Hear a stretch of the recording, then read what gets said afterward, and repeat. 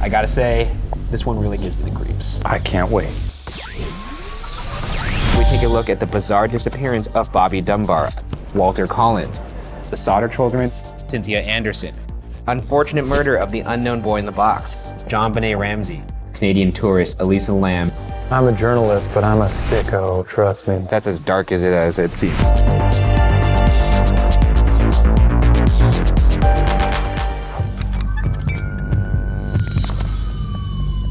This week on BuzzFeed Unsolved, we discuss the death of JonBenét Ramsey, a case that to this day still captivates the nation. I gotta say, this one really gives me the creeps. It's not fun. No, it's not fun. A child died.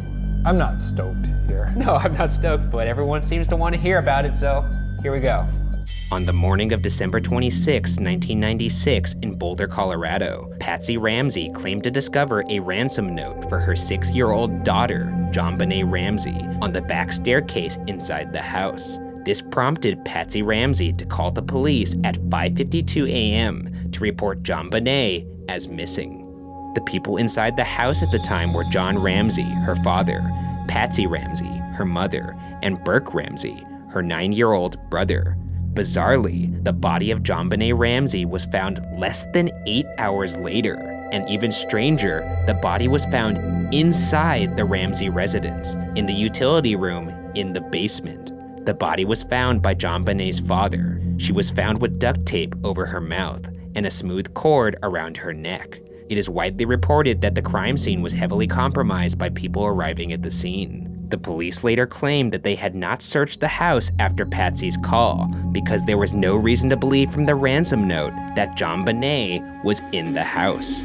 At the time of her death, JonBenét Ramsey was a well-decorated beauty pageant competitor, having won at least 5 high-profile competitions. Her death was ruled a homicide. Strange, right? Yeah, it's weird. It's peculiar.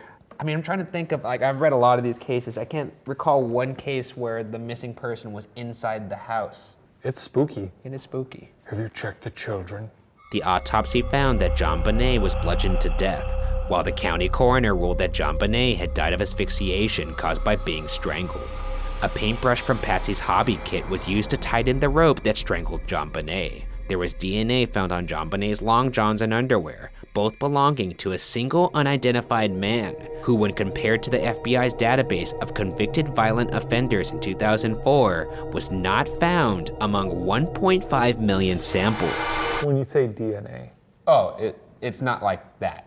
Okay. No, not like that. I just, Yeah. I wanted to be, you know, how gross we were getting here. There were 2 sets of unidentified footprints found at the scene. There was a rope found close by JonBenét's bedroom that did not belong to the Ramseys. However, as of 2006, the rope had never been tested. If somebody broke into the house, they did so cleanly, as there was no footsteps in the snow outside the house, as well as no sign of forced entry. This is Colorado, right? It's snowing. I mean, conceivably, maybe the snow got covered up, No. but no. There's also I know snow. You don't know you- snow are because you- you're a Southern California Oh, you're gonna Lily, pull this but card now from your Chicago, from the Windy City, and I don't know anything about weather because We know us snow out Californians there. have We it know so snow. nice. It's not that hard. It falls from the sky and it hits the ground. There's some nuance to it. There's some intricacy, and if Such as what? oh, you don't even know. Let's move on to the contents of the ransom note. The note requested $118,000 in exchange for JonBenét Ramsey. Strange. Why is that strange? Weird number. Oh, I guess it is very specific. Actually, we're going to touch on why that may be so specific. This is my later. detective brain. This is what I'm telling you about. I think it is. Did and that number I think stick you're- out to you the first time? It did, but I think you're tooting your own horn a little bit too much. Shame the brain. Okay.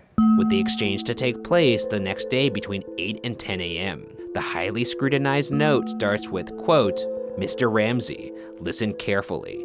We are a group of individuals that represent a small foreign faction. We respect your business, but not the country that it serves, end quote. A strange declaration that would ultimately lead nowhere. If you're sending someone a ransom note, I would imagine you would want to put in as little detail as possible. That's true. I'm not gonna say, dear Mr. Ramsey, it's me, a tall fellow. It almost seems cartoony. Almost as if it was fake. Let's move on.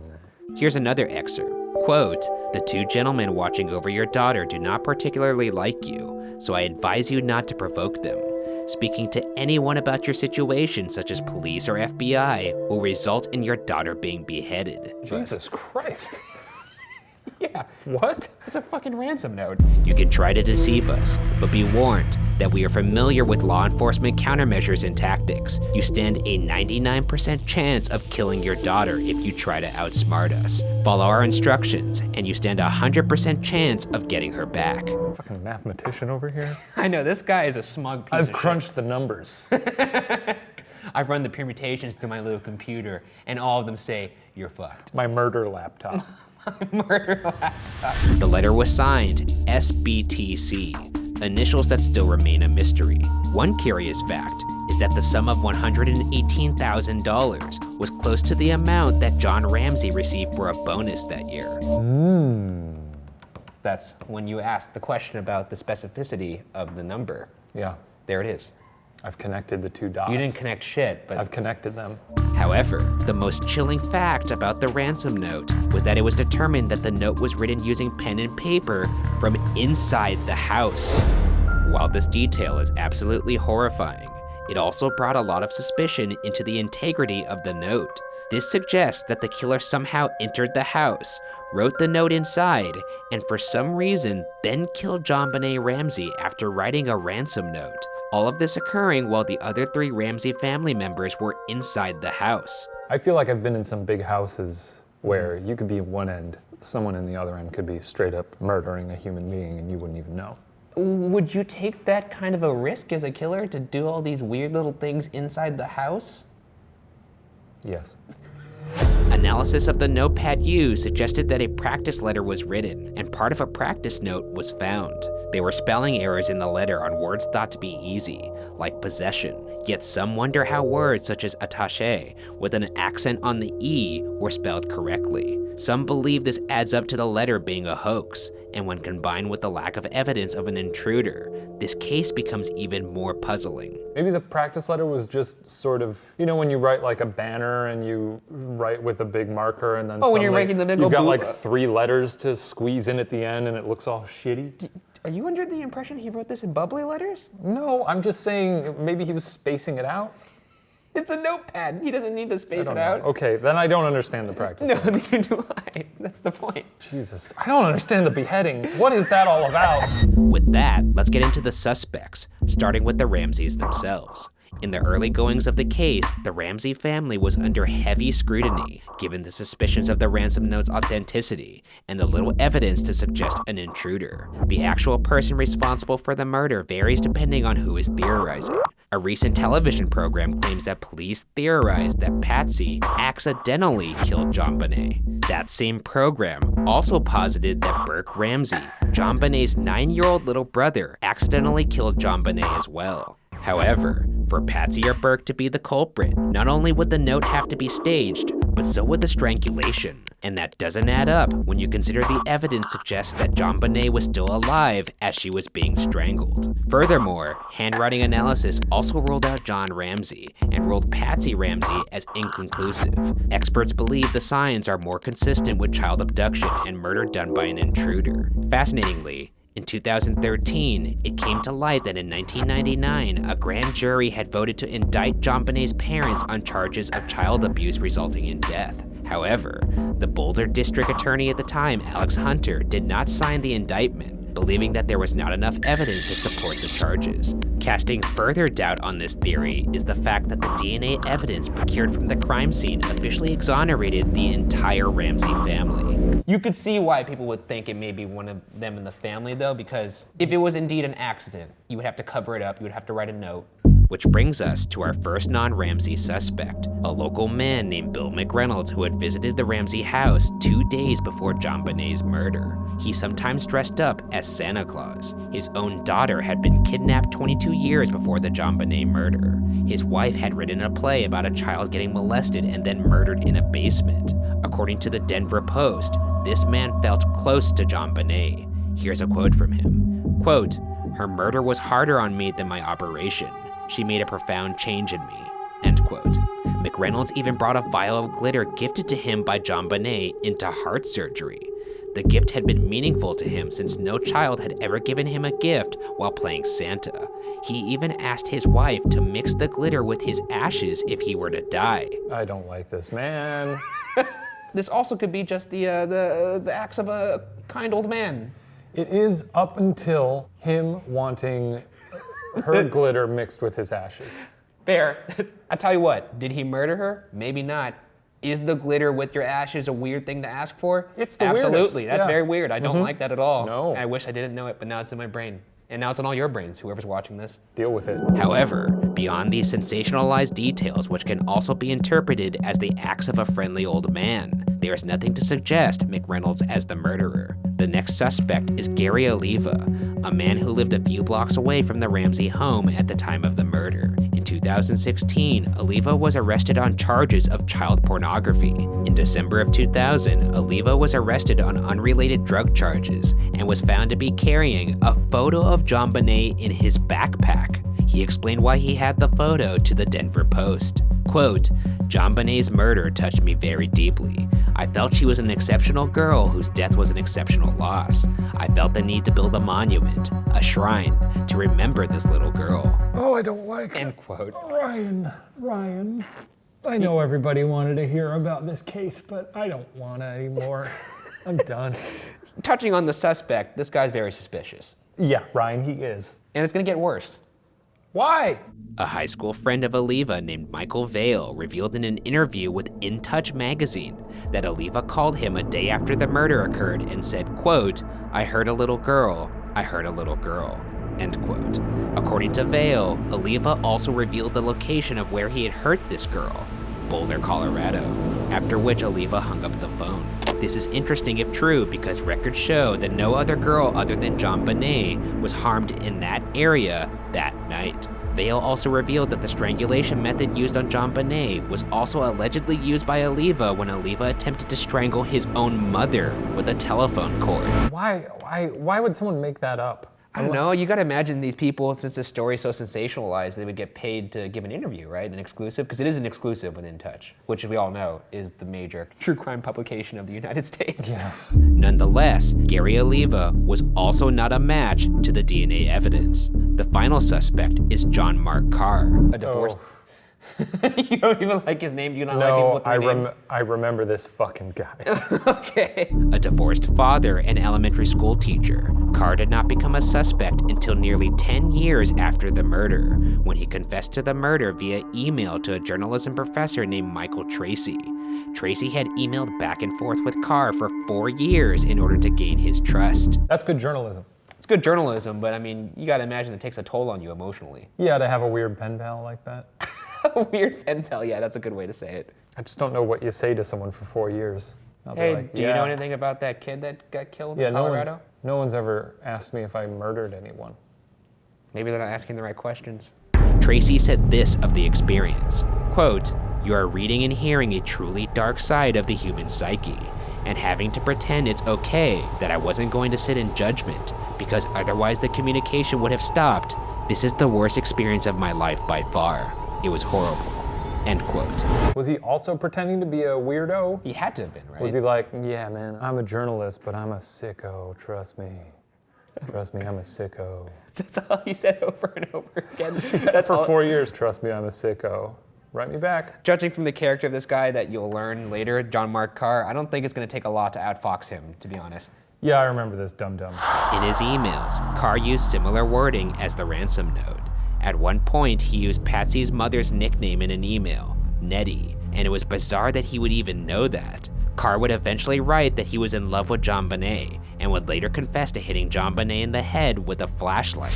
Here's some of the email. Quote, "She of course was asleep from the time that I took her from her bed and took her into the basement. Her first reaction was, 'Where am I?' And I said, 'You're in your basement.' She wasn't in that little room to be disgraced, and I would never disgrace her or dishonor her. She was there temporarily, and what really hurts me is that she stayed there, and that's where her father found her, and it's just a horrible thing," end quote. I'm just getting kind of bummed out and sad, but we'll keep going here. On August 16, 2008, with the help of British intelligence, the Royal Thai authorities, and the US Department of Homeland Security, they were able to track down Carr in Bangkok, Thailand, where he had traveled to from the US to escape child pornography charges in California. A few months after this confession, Boulder County District Attorney Mary Lacey issued a formal apology to John Ramsey for the suspicion his family had lived with and said that no one in the Ramsey family is considered a suspect. Carr's DNA did not match the DNA found on the scene, and he was not charged with the murder. However, the US Department of Homeland Security continued to investigate John Mark Carr. He had always maintained that he had not acted alone. If you'll recall, there were 2 sets of unidentified footprints found at the scene. It's worth mentioning that former Boulder Police Chief Mark Beckner, the lead investigator on the JonBenét Ramsey case for a time, said in a Reddit AMA in regards to John Mark Carr that, quote, his confession, once they shared it with us, did not match the evidence at the scene. We knew in about 18 hours he was not the guy. We were able to confirm he was not even in Colorado at the time by just doing some routine checking and then obtained photos of him in Georgia at the time, end quote. I think in all these cases, you just want justice to be served so badly that you just kind of want to just plug in the holes. On this one though, I don't want him, if he's just lying, I don't want him to get what he wants. Yeah, it's true. If you are the kind of person that wants to take credit for a child murder, yeah, I don't know if we want to give him that satisfaction if you didn't do it. No. You don't get prison, you weirdo. Now that we've looked at the suspects, I'd like to point out that in a recent CBS program, DNA expert Dr. Henry Lee, best known from the O.J. Simpson case, studied the DNA from the JonBenét scene. Dr. Lee found that JonBenét's underwear may have held transfer DNA from the manufacture process, and proved this by testing an unopened bag of underwear, which also had foreign DNA on them. The CBS program concluded that the DNA from the crime scene was therefore fallacious, meaning that conceivably, any of the listed suspects could possibly be the killer. Oh shit. So basically, it's just making the case even more open-ended than we already thought it was. Yeah, because DNA was ruling out a bunch of other people. Yeah, so it could conceivably be anyone. Well, what the fuck are we doing here, Well, man? that's why it's unsolved. This is why? There's a reason why it's unsolved. In the end, nobody truly knows what happened to JonBenét Ramsey. The odd details of the case will likely forever cloud the truth, and the case tragically remains unsolved.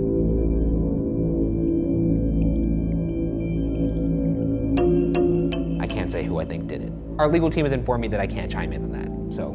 But I will now blink to you in Morse code who I think did it. You don't know Morse code. He doesn't know Morse code. Well, everyone who knows Morse code knows who I thought did it. So, it's unsolved. Okay. All right. Well, we did nothing here once again. No, this was the worst. Yeah, this was great. Thanks, Ryan. Same time next week? No. Okay. That's my chair. That's mine now. One way to treat people. This week on BuzzFeed Unsolved, we take a look at the bizarre disappearance of Bobby Dunbar, a case that's inspired controversy unlike any case we've covered before. In summary, this case proves that a happy ending is only relative. What? Yeah, it's What are you talking about? that's as dark as it seems. Okay. Why is it controversial? We don't do well with controversial things. This case is bonkers. I don't know how else to really describe it. I don't think I can really oversell it either. It's one of the weirdest cases I've ever read. You've intrigued me. Holy, okay. Yeah. Enthusiasm out of the gate. Should we get into Let's it? get into it. On Friday, August 23rd, 1912, 4-year-old Bobby Dunbar, along with his family, were staying at their family cabin in Louisiana on Swayze Lake, a heavily wooded area that was more like a swamp. The 11 party members included Bobby's parents, Leslie and Percy Dunbar, Bobby's brother, Alonzo, as well as several other family and friends. On that day, Percy Dunbar, Bobby's father, had to leave for work, much to young Bobby's dismay, who in a tantrum about his father leaving, broke the strap of his straw hat. Leslie, Bobby's mother, was preparing for a fish fry. Bobby then expressed that he wanted to go with Paul Mizzy, a family friend, to the lake to shoot garfish. Paul often took Bobby horseback riding and had an affectionate nickname for him, Heavy. His mother allowed it, and the rest of the boys in the party decided to join. Later, the group of boys were called back for lunch, and they started making their way back, though from here the details get fuzzy. Paul recalled putting Bobby's brother Alonzo on his shoulders, joking with Bobby, quote, "Get out of the way, Heavy, or I'll run you over," end quote. Bobby's response, what some newspapers report as his last words, was characteristic to his personality, retorting, quote, "You can't do it, you ain't no bigger than me," end quote. When they returned back to camp, Leslie realized her son Bobby was no longer with the group and was missing. Paul and the boys all walk back to the house. Yeah, because Paul has now a gaggle of children with him. So he's trying to look after everyone? Yeah, and then he just wanted them. Somehow, the one that he seems to be closest to has a fun nickname for. Yeah. He doesn't see him? Yeah, I guess he doesn't see him. Yeah. Are you looking at Paul right now with a suspicious lens? Yes, I am. That makes sense. I mean, Well, like it's when you look at the a little details. suspect Yeah. to just suddenly, I don't know where the boy went. I mean, if that's where your detective brain leads you, maybe follow the instinct. Okay. She and Paul began to call out for Bobby in a panic, and at one point, Leslie fainted into the dirt. 3 men from the party began to search north on the wagon trail behind the camp in case Bobby had gone after his father. On their search, they ran into Percy on his way back from working, who raced to camp when he heard of Bobby's disappearance. By that night, with no trace of Bobby, searchers began to look for Bobby's body. They used dynamite to blast throughout the lake, while a thick cable with massive hooks stretched across the length to drag the depths. Wait, what's the idea here? It's gonna blow all the water out of the lake, or Yeah, I guess it would blow the water out, and for a brief, fleeting moment, you could see the bottom of the lake there. what? And I guess if Bobby was next to the dynamite, then I guess I don't know if you're at the bottom of the lake to begin with, maybe you're not in great shape. After the night was over, divers also went into the lake to search any coves the hooks were unable to reach or places where a body could get trapped in the weeds. The only corpse they turned up from these efforts was that of a deer. Because Bobby's body had not been recovered in the lake, searchers believed he could have been killed by an animal, with the most likely predator being an alligator. Searchers even cut alligators open, hoping they might find his remains inside, to no avail. By Saturday, August 24th, about 500 men had come to search for Bobby. Searchers even did a test using a straw hat with a broken strap like the one Bobby had on to test how long it could float, finding that it could float uninhibited for hours, leading searchers to believe there should have at least been some evidence of Bobby's hat. So it should be, the hat should be a dead giveaway as to his location. If he drowned in that lake, you would see that hat somewhere. Yeah. Especially since, like, it wasn't like, oh, several hours later they noticed he was missing. They noticed he was missing pretty soon. The stress of Bobby's disappearance caused his mother, Leslie, to become grievously ill, and most of the family had to return to their home in Opelousas, Louisiana. Paul Mizzy, who had been the last adult to see Bobby alive, along with 2 other men who had been guests at that fateful fish fry that day, would stay and continue to search for weeks more. Searchers found a solitary set of bare footprints leading toward a railroad trestle bridge heading out of the swamp, with still no body or even a trace of evidence to prove he had been killed by an animal. Those who continued the desperate search began to question if Bobby could have been kidnapped. It was speculated that someone in a small boat could have taken him through the north end of the lake into the bayou, or someone on foot could have taken him on the trail or down the train tracks. Searchers had run into stragglers walking along the tracks and began to question if one of them could have taken Bobby. By August 26th, the authorities had also contacted the police in New Orleans, about 130 miles away, to search for Bobby there, giving those invested in the theory of his kidnapping further hope and official validation. Percy Dunbar would also go to New Orleans himself to distribute 700 copies of Bobby's picture and talk with many reporters. A detective agency made postcards with a picture and description of Bobby and mailed them to town and county officials from East Texas to Florida.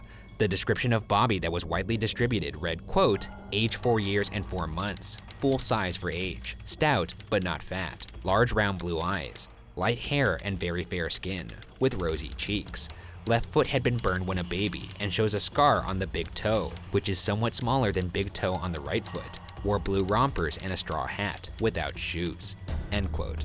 It just seems like a lot of people go missing around train tracks. Yeah, I mean, a lot of interesting characters hang around the train tracks. What does that mean? I mean, back in the day, vagrants. Oh, you made it sound like you've been there. Like, yeah. I've been on the train tracks? Yeah. What if I have? Have you? Yeah, I've been on the train tracks before. You hang around the train tracks? There was an abandoned train track around my town, and sometimes, like, people would go there and hang out. I'm actually a little bit jealous. It's pretty good. I always wished my town had a quarry growing up. They just fucking hang out at the quarry and shoot guns at cans. The Dunbars' whole hometown of Opelousas held out hope that Bobby was still alive, and together contributed to a $1,000 reward, which was, quote, to be paid to any person or persons who will deliver to his parents alive little Robert Clarence Dunbar, no questions asked, end quote.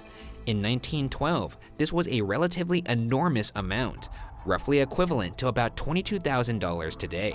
However, after over 8 months with no sign of Bobby, the unused reward money was returned to the townspeople who had donated it. But only a week after, a major lead in the case broke. In April 1913, a wire from the ladies of Hub came to alert the Dunbars that an old tinker/peddler named William Cantwell Walters was spotted in the small town of Hub in southern Mississippi with a boy resembling Bobby, though his foot had been too covered in grime for anyone to get a good look. Walters had given authorities various and inconsistent answers about who the child belonged to, saying it was his own, his sister's, etc. Eventually, the ladies had witnessed Walters whipping the child, finally giving a citizens committee enough to temporarily detain Walters and examine the boy, which they then firmly believed was Bobby, but asked the Dunbars to send further photo evidence.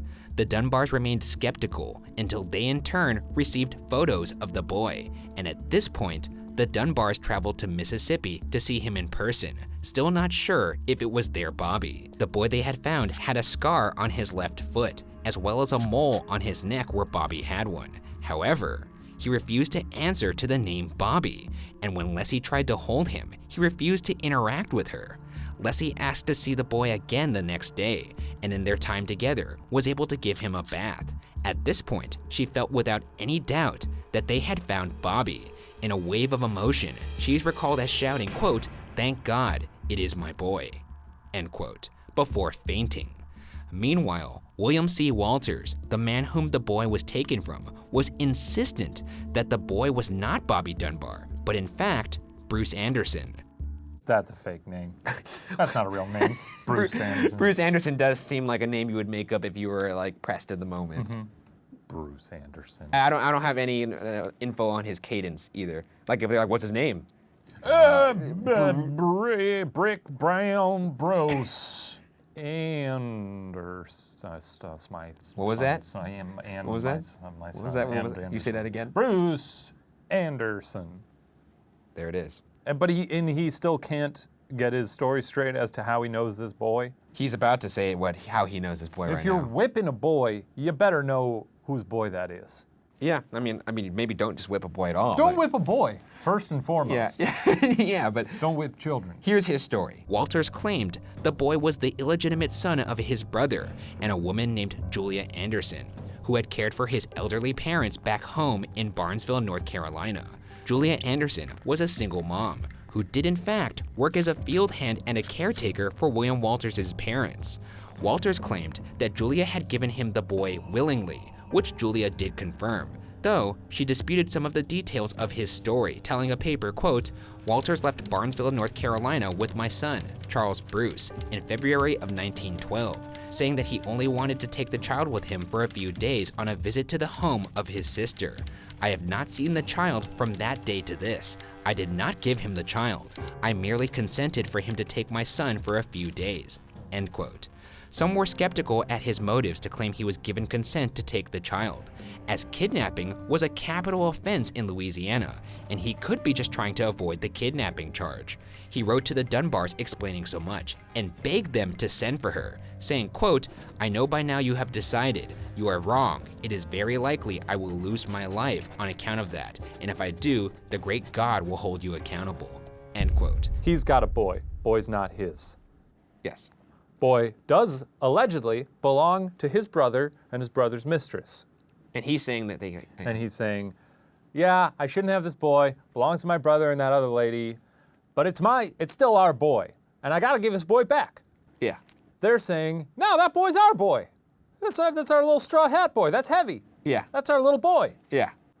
So if they try to take that boy from him, boy, is he up a creek without a paddle. Yeah. Right? If that boy is in fact Bobby Dunbar, he's going to be charged with kidnapping. Yeah. And he will die. Because if it's the other boy, which is his brother's son, he can claim that he was given consent to have that boy. He has no grounds for that if it's Bobby Dunbar. Oh no, yeah, that's the other rub in it. That's what the main thing is. So he's saying to the Dunbars, if you say that's Bobby Dunbar, you know it's not him, I'm gonna be killed. Yeah, and he'll also be in trouble because then where's that other boy that he's supposed to have? I mean, that's the least of his worries. He's gonna be killed for one thing. He's got a lot of worries. He's got a lot of worries. This guy's got worries. He's only got one play here, and it's that it's not Bobby Dunbar. Yeah. But these parents are positive it's Bobby Dunbar. Even though the little boy is, I mean, and granted, the boy could be under some distress, but the boy is claiming that he is not Bobby Dunbar, not answering to the name boy is Bobby. not saying anything. Boy is silent. A newspaper in New Orleans arranged to bring Julia Anderson to Mississippi so she could identify the boy as well, and she arrived in Opelousas on May 1st, 1913. However, stepping into the Dunbar's hometown, Julia Anderson was essentially already on enemy territory, as the town had already decided that the boy was Bobby Dunbar, who had miraculously come back to them. His return was made into a huge spectacle, and he rode through town and into the square on a fire engine covered in flowers. When Julia Anderson met the boy, he did not react well to her, much like he had originally acted with Leslie Dunbar. Though, he may still have been reeling from the many sudden changes in his life, including the fact that in his beautiful new home, he had just been given a pony and a bicycle. What are you talking about? He got a pony and a bike?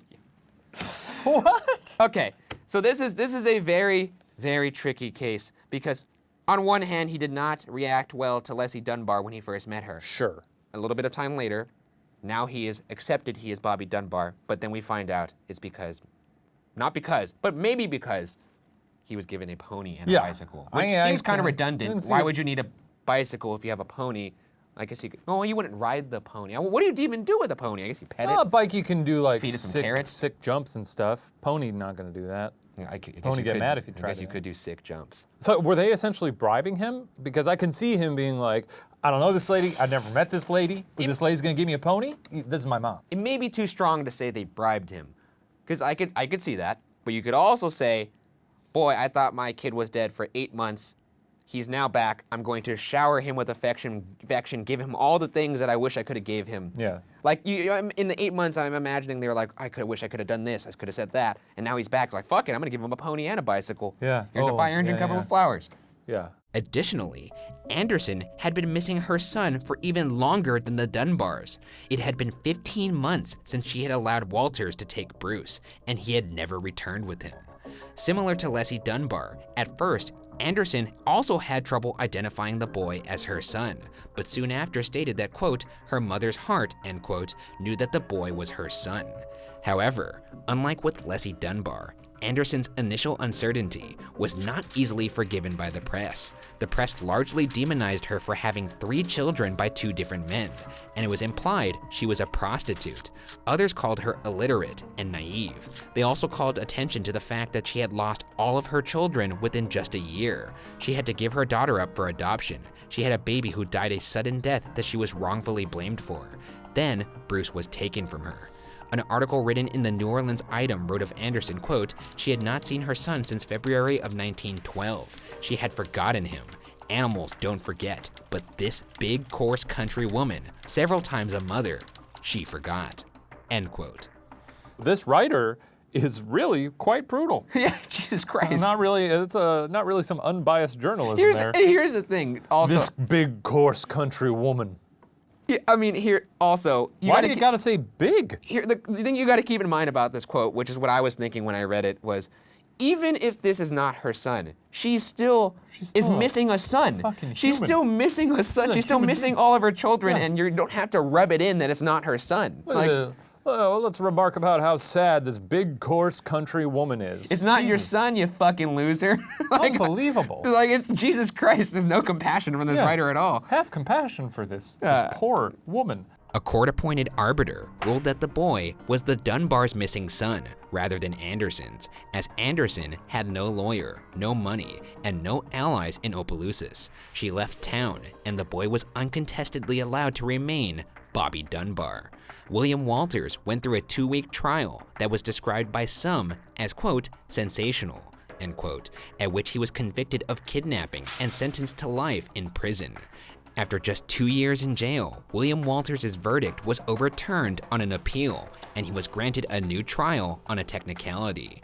As for the boy, he grew up and lived as Bobby Dunbar. At 18, he fell in love with a girl named Marjorie from a nearby town. They married in 1935 and had 4 children. He passed away in 1966, always believing he was Bobby Dunbar. But this story doesn't end there. Skipping forward to 1999, Bobby Dunbar's granddaughter, Margaret Dunbar Cutright, began looking deeper into her family's history. Cutright had always been especially intrigued by the family legend of her grandfather's kidnapping, and had asked her grandmother to tell her the story many times in her childhood. It was then a story she told to her own children. A scrapbook with over 400 articles about the Dunbar case was given to Cutright by her father. She writes of the project, quote, "The scrapbook was like a jigsaw puzzle without the picture on the box, and over the next few months, I lost myself in trying to piece it together," end quote. She was especially affected by an editorial cartoon from 1913, titled 50 Years From Now, in which a bearded old man sits in a chair with his grandson looking at newspapers from the Dunbar kidnapping trial, and asks, quote, "Grandpa, do you think we'll ever know for certain what our right name is?" End quote. Ooh. Yeah. Heavy. Yeah. She's living the cartoon that she's looking at. I mean, that's what happened. She saw the cartoon. The And cartoon was was like, referencing That's me, Yeah. what she was currently doing. Cutright instantly noticed discrepancies in how newspapers were reporting the events. For example, there were at least 2 different reported versions of Leslie and Bobby's reunion. One paper stated that Leslie recognized Bobby immediately, while the other described Leslie as unsure, even including a quote from Leslie saying, quote, "I do not know, I am not quite sure," end quote. She also found that Percy and Leslie had originally told the papers that the boy didn't look like their son, and that his eyes were too small. Some newspapers also reported Bobby didn't recognize his father, mother, or brother Alonzo. She also was disturbed to read the many biased accounts of Julia Anderson from the time, and to read that from Anderson's perspective, she had felt that the Dunbars had kidnapped her son. Linda Tarver, the granddaughter of Julia Anderson, says of the family perception, quote, "All of us cousins grew up. We knew that we had an uncle that had been taken by the Dunbar family in Opelousas, Louisiana. We always said kidnapped. We said they kidnapped him," end quote. Cutright continued her search obsessively, researching at small town libraries, archives, and courthouses all over the South. Eventually, the idea of testing her grandfather's DNA came up. Cutright's father, Bobby Dunbar Jr., agreed to give a DNA sample to compare with a sample given by one of her great uncles, a son of Bobby's brother, Alonzo. This was a controversial choice, and many in the family urged Dunbar to leave the past alone. Gerald Dunbar, one of Cutright's uncles, said of the matter, quote, "No matter how a DNA test turns out, there's going to be a sense of loss. What is to be truly gained?" End quote. It seems kind of stupid to not do it. I know this guy's like, what's to be gained? It's like, well, people are suffering and would like to know what the truth is. I mean, the truth, that's Maybe what's to be let's find it out. And you know, if it's devastating, I feel like enough time has passed that members of both of the families could probably get together and be like, yeah, our ancestors were shitheads. Yeah, not so much shitheads, but just like they made the wrong call. Well, yes, they kidnapped a boy. I don't know if they kidnapped a boy. They thought They may have kidnapped a boy. they may have kidnapped a boy. They may have just misidentified their own son, which is odd. I mean, eyes don't get smaller. Eyes don't get small. They're not going to look at their boy and go, yeah, his eyes look small, that but that's probably him. That's one newspaper that said that. I'm just saying, yeah, I guess there is a lot to be gained here. Truth, catharsis. Yeah. You know. Put it to bed. Yeah, I think that's good. And if it is truly Bruce, if it was Bruce, then... Now, wait a second here. All right. The DNA they're testing, Bobby Dunbar Jr. is giving his DNA up. Right. To this test. They're comparing it to was a great uncle, a son of Bobby's brother Alonzo, to truly see if he is a Dunbar. It's the real Bobby Dunbar. However, they are not testing this DNA to an Anderson. Right. To prove that they are a match too. Okay. Just gonna put that So out. we can at least rule out, The based on Dunbars. his DNA, that he is or is not a Dunbar. Exactly. When the test results came back, shockingly, the samples did not match, leaving Bobby's son, Robert Dunbar Jr. himself surprised. He said of the outcome, quote, "My intent was to prove that we were Dunbars. The results didn't turn out that way, and I've had to do some readjusting of my thinking, but I would do it again," end quote. Still, although this test proves that the boy was not Bobby Dunbar, there does not seem to have been a test administered to prove that the boy was in fact Bruce Anderson. Hollis Rawls, Anderson's son, had expressed a willingness to submit DNA before he passed away, but even without confirmation of that DNA evidence, many were apt to believe that Bobby Dunbar had actually been Bruce Anderson. In terms of incorrectly identifying himself as a Dunbar, Bobby Dunbar Jr. recalled a conversation he had with his father when he was a teenager, in which he asked his father how he knew he was Bobby Dunbar, and remembered his father telling him, quote, "I know who I am, and I know who you are, and nothing else makes a difference," end quote. And they gave me a pony. That's what he's way to saying. ruin a beautiful sentiment. Yeah. He's pretty much just saying that it doesn't matter what her name is. Oh, he's okay. Because I was going to say, technically, he's wrong. He doesn't know who he is. No, he's His saying name is not I'm Bobby Dunbar. His license is incorrect. Yeah, it's weird that you got that from that, but he's pretty much saying I know who I am, except I don't. I know who you are, except you're not that person. And that's all that counts. The name doesn't matter, is what I'm he's wrong about saying. everything. He's saying I'm me, you're my son. That's all that matters. And that really is the true sentiment of it It's all. the Like truth. I said, even the DNA test, it's like, does it really matter? Yes, we'd like to know the truth. Doesn't change who you are. Yeah, I mean- your bones are your bones. There is a certain amount of weight to put to your name and your lineage, but at the same time, the relationships you have with the living members is also very important, and that's all that matters. And we're all going to be dust someday. That's a very nihilistic way to look at it, but sure. This settles the mystery of the boy that was found. And yet, the chilling mystery surrounding the boy lost continues to persist. Many wonder what actually happened to Bobby Dunbar that day. Some continue to believe that he was eaten by an animal, such as an alligator or a bear, though no evidence, such as clothing, was ever found to suggest that. Some wonder if he was actually kidnapped after all. In an interview in 1932, Bobby Dunbar, who was probably Bruce Anderson, recalled a memory of his time with William Walters, in which he revealed that he remembered that there was another boy with him who fell off the wagon and died and was buried. Some wondered if the memory had been a memory of suggestion, as there had been theories posed by the prosecution at Walters' trial that he could have kidnapped both Anderson and Dunbar. Psychologically, some posit these theories could have allowed the boy to rationalize Bruce Anderson's death and allowed a narrative as Bobby Dunbar to begin.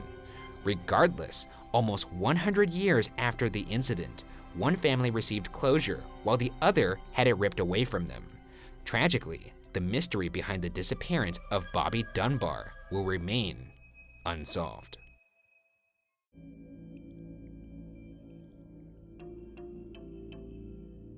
It's a kind of a happy ending, but is it? I don't know. They should feel guilty because they stole a boy. No one stole anything. They stole a boy. They thought it was their boy. No, they said he had small eyes. That was one newspaper. Okay. This week on BuzzFeed Unsolved, we look into the disappearance of Walter Collins, a 90-year-old case about a 9-year-old boy who vanished on his way to the movies. Not the time you want to vanish. You want to vanish on your way back from the movies after having seen a lovely film. You'll come to see that there are lots of twists and turns to this case. It's a hard one to pin down. So Well, let's pin it. it's gonna get weird, so let's strap in. On March 10th, 1928, 9-year-old Walter Collins donned a lumber jacket, brown corduroy trousers, black Oxfords, a gray cap, and set off to see a movie in the Mount Washington neighborhood of Los Angeles. Walter never returned home. His mother, Christine Collins, a telephone operator, reported her son missing 5 days later on March 15th. Well, immediately there are some red flags here. Because I'm going to do the math. And the math involves me hearing you say the words 5 days later. Yeah, and you that is saying, true. 5? Yeah, that is true. That's a bit of a difference. It is 1928. I don't know if people Just wander off. maybe. I mean, you strike me as a kid who wandered off. Maybe I was a didn't come back wanderer, at bit of a curfew. wanderer, but I always reported back by, The certain time. 10 p.m. or so. Yeah. It was a cul-de-sac. Where were we going to go? Also, they'd find you rather quick, too. be on the lookout for a big head boy. Big head boy, that's what they called me. My parents, yes. Big head boy. At that time, the city was still reeling from the kidnapping and gruesome murder of a 12-year-old girl, Marion Parker, that had happened only 3 months earlier. Tips of alleged Walter sightings started coming in from as far away as San Francisco and Oakland. In one bizarre tip, someone claimed they saw the boy at a Glendale gas station, his body wrapped in newspaper with only his head visible. Police searched for months, but still no Walter. Finally, in August, Illinois police picked up a runaway boy who matched Walter's description. The child told authorities he was Walter Collins and gave authorities a, quote, hazy story about his abduction, end quote. He spoke to Christine over the phone, and Christine paid $70 to bring her son back to Los Angeles. For the next 3 weeks, the boy stayed with Christine until she realized this boy was not her son.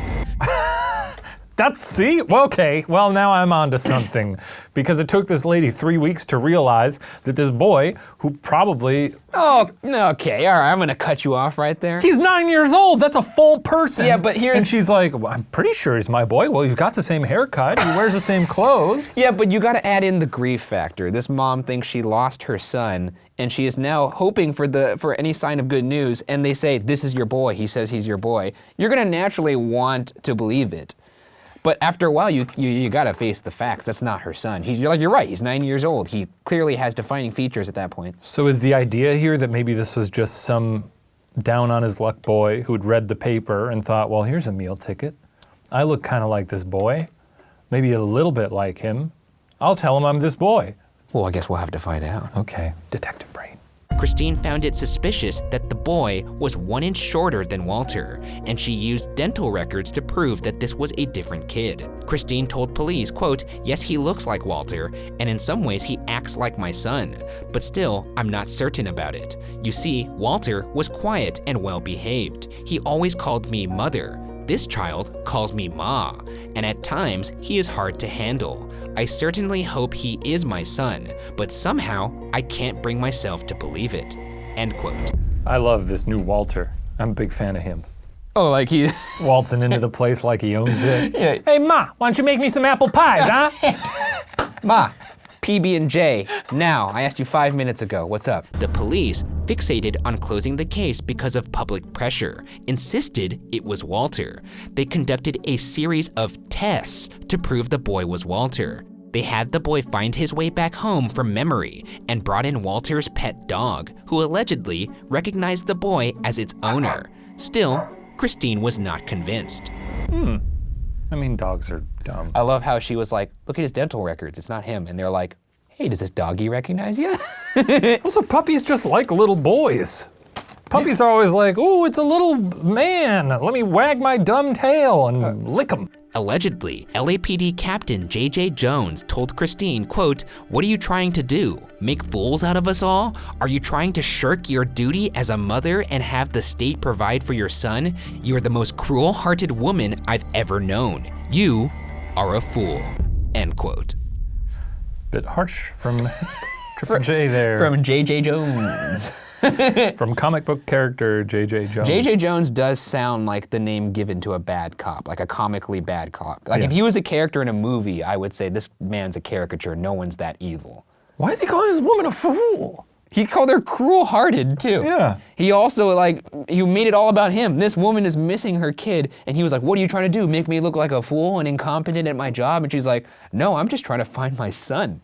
Yeah, this is very rude of him. The police then had Christine forcibly committed to the Los Angeles County General Hospital Psychiatric Ward on September 8th. While Christine sat in the psych ward, J.J. Jones again spoke to the boy police had picked up in Illinois. During that discussion, the 12-year-old confirmed to J.J. Jones that he was not Walter Collins, but instead, Arthur Hutchins. Well, J.J. Jones, it looks like you've got egg on your face. Yeah. Do you think when the kid said, yeah, that's not me, was he like, man, I really thought that was you? Or do you think he was like, fucking, he's like, shut the hell on, kid? What are you doing? At that point, yeah, because now he's a fool. No, Fool is him now. he has now realized the folly of his ways. I kind of love when someone gets a good dose of karma. You get their instant karma, their comeuppance. But yeah, this guy definitely deserved it. He put her in a psych ward because she wouldn't agree with him about who her son was. Christine had been correct the entire time. The kid the police had dumped on her was not her missing son, but instead, Arthur Hutchins. After Arthur's mother died, the boy ran away from his father and stepmother. He was hitchhiking around the US when in a DeKalb, Illinois cafe, someone told him he resembled a missing boy from Los Angeles. When he was picked up, juvenile authorities were skeptical about his story, but police were so desperate to close the Collins case that they insisted on its veracity. As for why Arthur lied, the 12-year-old told authorities he wanted to go to Hollywood to meet cowboy actor Tom Mix. I love this boy. Yeah, I mean, there's nothing wrong. You can't indict this boy for being an opportunist. Like, well, yeah, and that's what I'm saying. This is a beautiful story for him. I really love this kid's moxie because he's sitting in some rundown cafe in the middle of the cornfields. Someone walks in and says, hey, you look like this missing kid. And he goes, is that so? Where is he from? From Hollywood, you say? Get the cops in here. Cops come in, he's like, yeah, I'm that boy. Send him out to LA. He's gonna meet his favorite cowboy person, but they're like, well, first you have to go hang out with this crying woman for a while. That's probably why he was so grumpy. Of course! Because he was like, I just wanna meet Tom. Yeah. You got this like wailing It's like, can we please go to the movies? Christine was released from the psych ward on September 13th and sued the LAPD. Captain J.J. Jones was suspended from duty by the LAPD, though he was later reinstated and ordered to pay Christine $10,800 for the abuse she suffered under his custody. However, J.J. Jones never paid. Unbelievable. I mean, believable, but... Like $10,800 is actually quite a bit for that time, too. Yeah, I wonder what the inflation cost would be there. I mean, it's definitely not cheap. No. And not a big shocker that JJ didn't pony up the dough. I'm proud of her for suing him. Yeah, the dude's a freaking set of clown shoes. He deserves it. It seems like, there's a lot of, this is America, People press charges, people sue a lot. But apparently the LAPD took that very seriously by reinstating him and not making him pay the amount that he Well, we don't need to get into the practices of the LAPD. We do not. And as we all know, we do know that you believe they are corrupt from past episodes. That's true.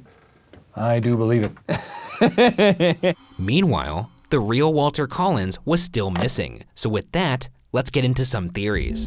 Our first theory was put forth by Walter's father, Walter J.S. Collins, who was serving time in Folsom Prison on robbery charges at the time. The elder Walter worked at the prison cafeteria and his responsibilities included reporting the violations of other inmates.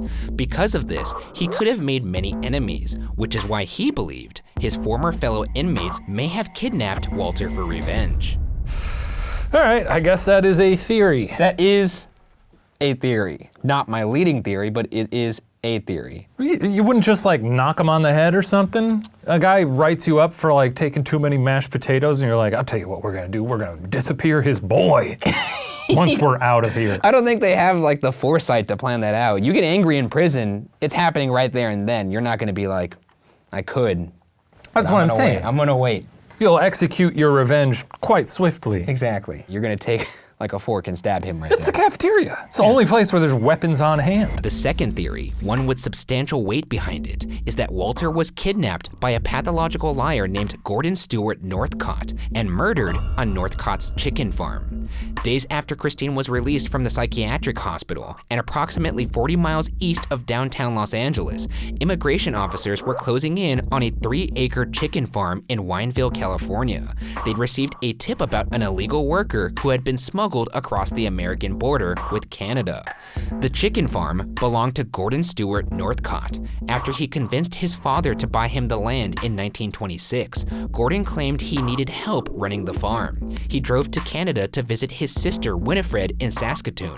He talked Winifred into letting him take her 14-year-old son, Sanford Clark, with him to the farm. Chicken farms really scare me. Why is that? I think it may be sort of a Texas chainsaw vibe. Any sort of super rural area where there's one guy and a lot of animals. There's some crazy stuff happening in that farm. Probably smells. Yeah. Just a fair warning, you're gonna wanna buckle up for this one because this is not my favorite story. There, Gordon began to physically, emotionally, and sexually abuse Sanford. Sanford's story, unfortunately, was only the start of the horrors young men met at the hands of Gordon Northcott. Gordon had a pattern of kidnapping and murdering boys, then dissolving their bodies in quicklime. In August 1928, Sanford's 19-year-old sister, Jessie Clark, came to visit her brother on the farm. Sanford told her everything that had happened. Jessie alerted their mother, and they contacted the American consul, telling them that Gordon had smuggled Sanford from Canada. When investigators got to the chicken farm, Gordon, along with his obsessive mother, Sarah Louise Northcott, had fled. So this is just a serial killer who may have been involved in all this. May have been involved, and we're gonna get into— Definitely a serial killer. He is a serial killer, I would say, and we're going to get into how he was maybe involved. Okay. Police found blood-soaked ground and bodily remains around the ranch, and Sanford was safely taken into police custody. Items belonging to missing young boys from Southern California were found about the property, including Boy Scout badges, library books, and letters written to their parents. Nelson and Louis Winslow, 10 and 12-year-old brothers missing from Pomona, as well as a Mexican boy named Alvin Gotea, were among those victims whose possessions or remains were found. On September 15th, Sanford told investigators his story. Police showed him 30 photos, hoping to identify other victims who met their fate on the farm. One that Sanford positively identified was Walter Collins. So, Yep. Yeah. I mean, I don't think you would forget that, right? I don't know. And there's I no don't- reason for him to lie. No reason for him to lie. It's just, I guess I don't know how many people he'd come into contact with there. While he was there, right? Yeah. I mean, pretty damning though, I would say. Yeah, not great. No. Gordon and his mother were arrested in Calgary, Canada on September 20th and extradited back to the United States to stand trial. Gordon initially confessed to the murder of 9 young boys, but was only charged for the deaths of 3. There wasn't enough evidence for him to be charged in the death of Walter Collins, but Gordon was nevertheless sentenced to death by hanging and was executed on October 2nd, 1930.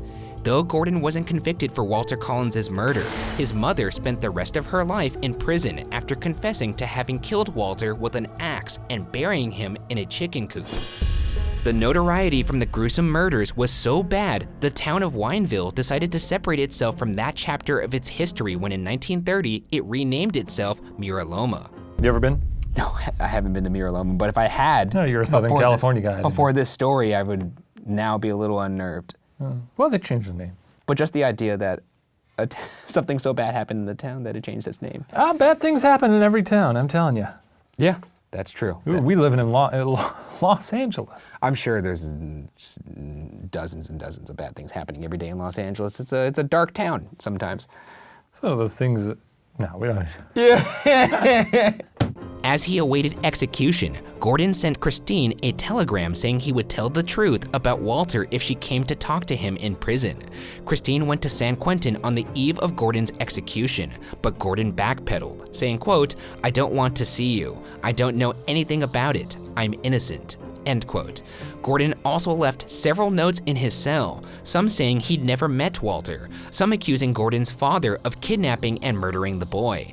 A pathological liar, it's impossible to know what Gordon said was true and what was fabricated. It's weird that this case is unsolved because it seems pretty cut and dry, but he wasn't convicted for the murder. He's saying that he didn't do it, but then his mom is saying that she did it. He confessed to 9 other ones, though? In some of the letters in his cell, he said that he didn't even know the boy. It goes back to that deathbed confession thing where he knows he's about to be executed. Why not just come clean? Yeah. So in a weird— He's he's already taken the rap for... Yeah, so might as well just come clean. But, we're trying to, dissect the mind of somebody who is clearly capable of very, very evil acts. So I don't really know if there's much merit to that. But this is, I guess, technically still unsolved because he wasn't convicted for the murder. And he's saying that he didn't do it, when I think it's safe to say that he did. Well, we'll never know. 5 years after Gordon was put to death, one of the young men thought to have been murdered on the chicken farm turned up alive and well, opening up the possibility that Walter, too, had escaped a fatal encounter in Wineville on that chicken farm. For the rest of her life, Christine Collins never gave up hope that her son was alive, while Walter's most likely fate was at the demented hands of Gordon Northcott and his mother. What actually happened to the young boy remains unsolved.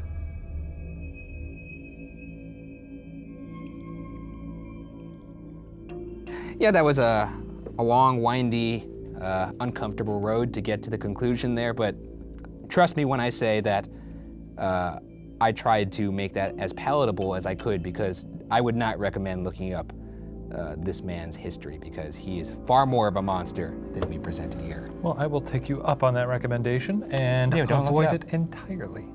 Yes, I would do the same. It's been a treat here today. Thank you for inviting me on another spooky little tale. Yeah, let's go home, take a shower. I'll call my mom. You call your mom in the shower? Hey, ending on a funny joke. Okay, see you next week. It was a beautiful sentiment, and you ruined it. This week on BuzzFeed Unsolved, we cover the mysterious disappearance of the Sodder Children. You look enthralled. You look really excited. I can't wait. I think you're about to have your mind blown. We'll see. Okay, cool. Let's get into it.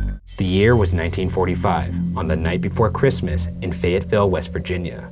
George and Jenny Sodder, along with 9 of their children, were asleep when a fire started in the house at around 1 a.m. George, Jenny, and 4 of their children escaped: Sylvia, Marion, John, and George Jr. The children that remained in the house were Maurice, Martha, Louis, Jenny, and Betty, and the 5 of them shared 2 bedrooms between them, both rooms upstairs. George broke back into the house to save the rest of the children, but the staircase was on fire. When he went outside to retrieve his ladder, it was missing from its normal spot, and both of his coal trucks, which he wanted to use to park outside and climb on top of, were strangely not starting. Don't park your coal truck by a fire. That's a bad idea. Yeah, I mean, I can't imagine there was coal in the truck at the time. Okay. I'm sure it was emptied of coal. Well, I don't know. It's a coal truck. He just climbs on top of a pile of coal. He's all just covered in flammable coal, jumping into a house. Bad idea. Marion, one of the children who escaped the fire, ran to the neighbor's house to call the fire department, but the operator didn't respond, and when a different neighbor attempted to call, she also got no response from the operator.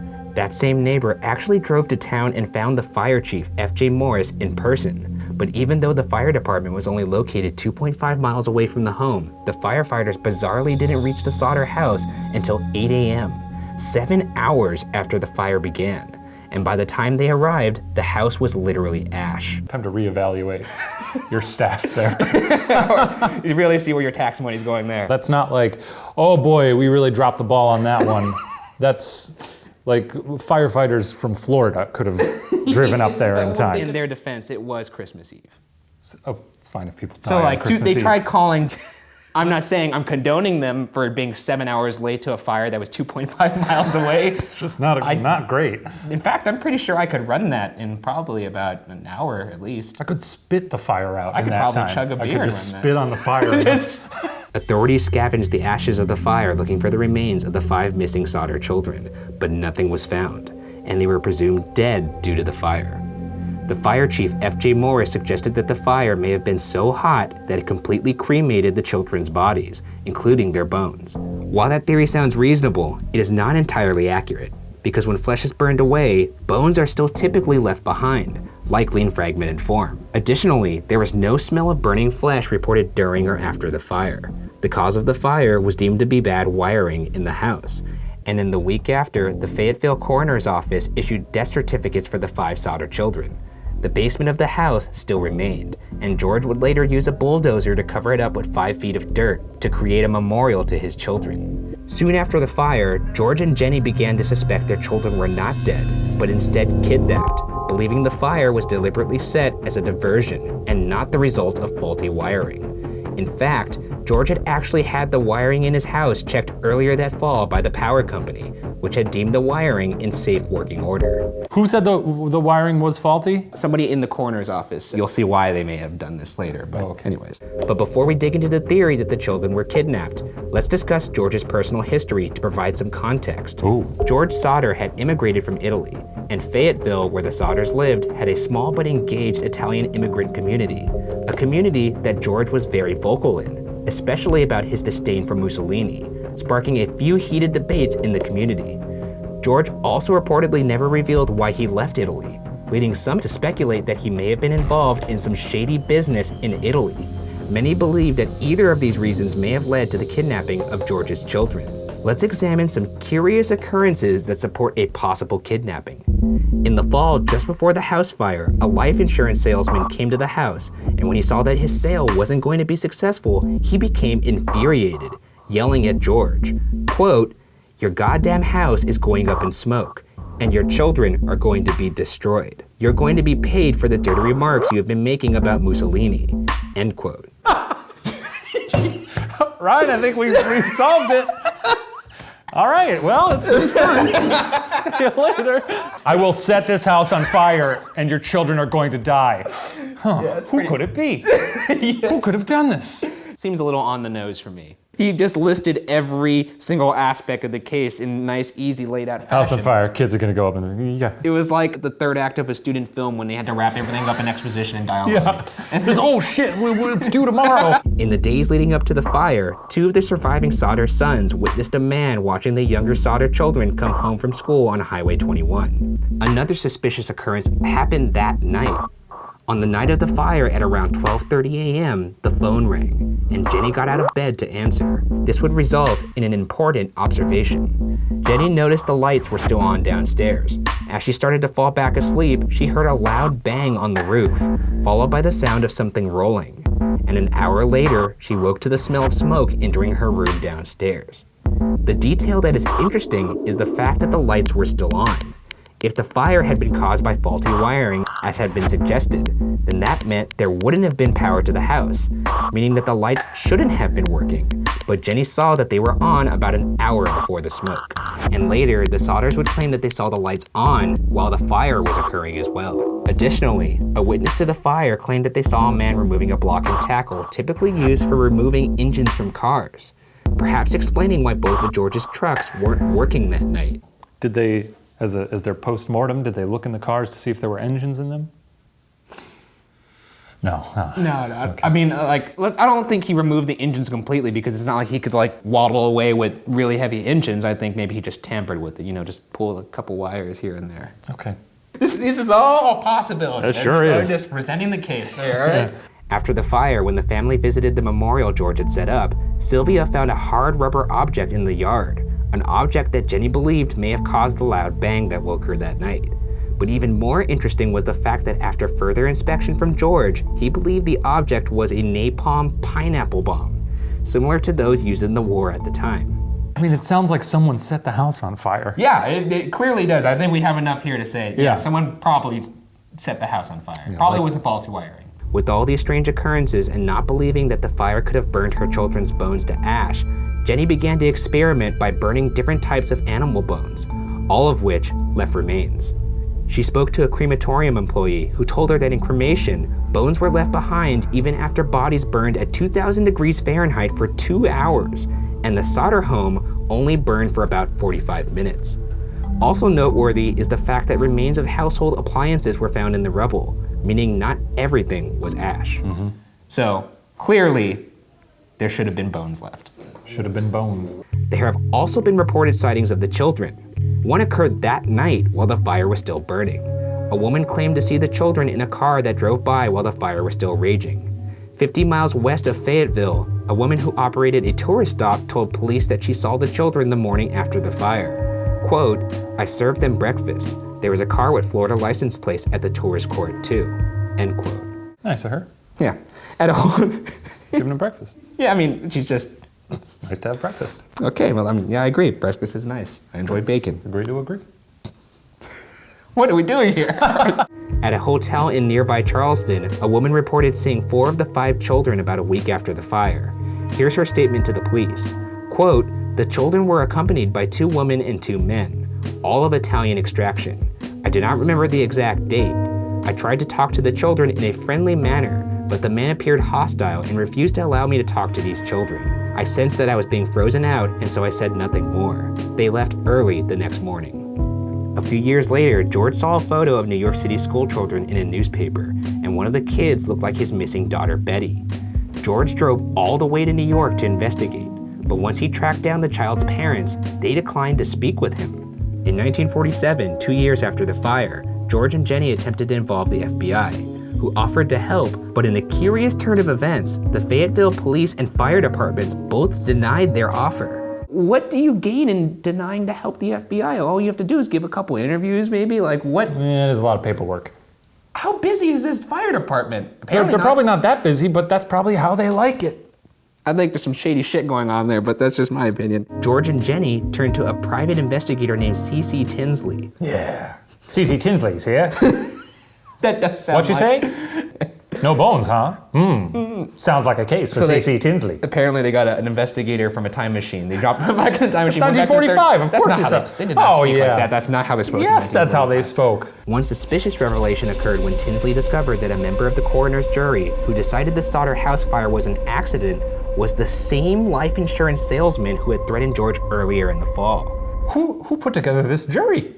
The coroner? We're putting together a jury to investigate this crime. Can you wrangle up all the maybe some lunatic salesmen? By the way, is there no police officer that knows how crime works? Like, how did they not interview this life salesman, man? Like, I don't know. Look, I'm telling you, nobody knows how to do their job in this town. It's unbelievable. Like, so you're telling me he screamed in your face that he's gonna murder your family? Interesting. Sounds like a good dude to me. I don't know what you're talking about. Let's put him on that jury. Another interesting find occurred when Tinsley interviewed townspeople about the fire.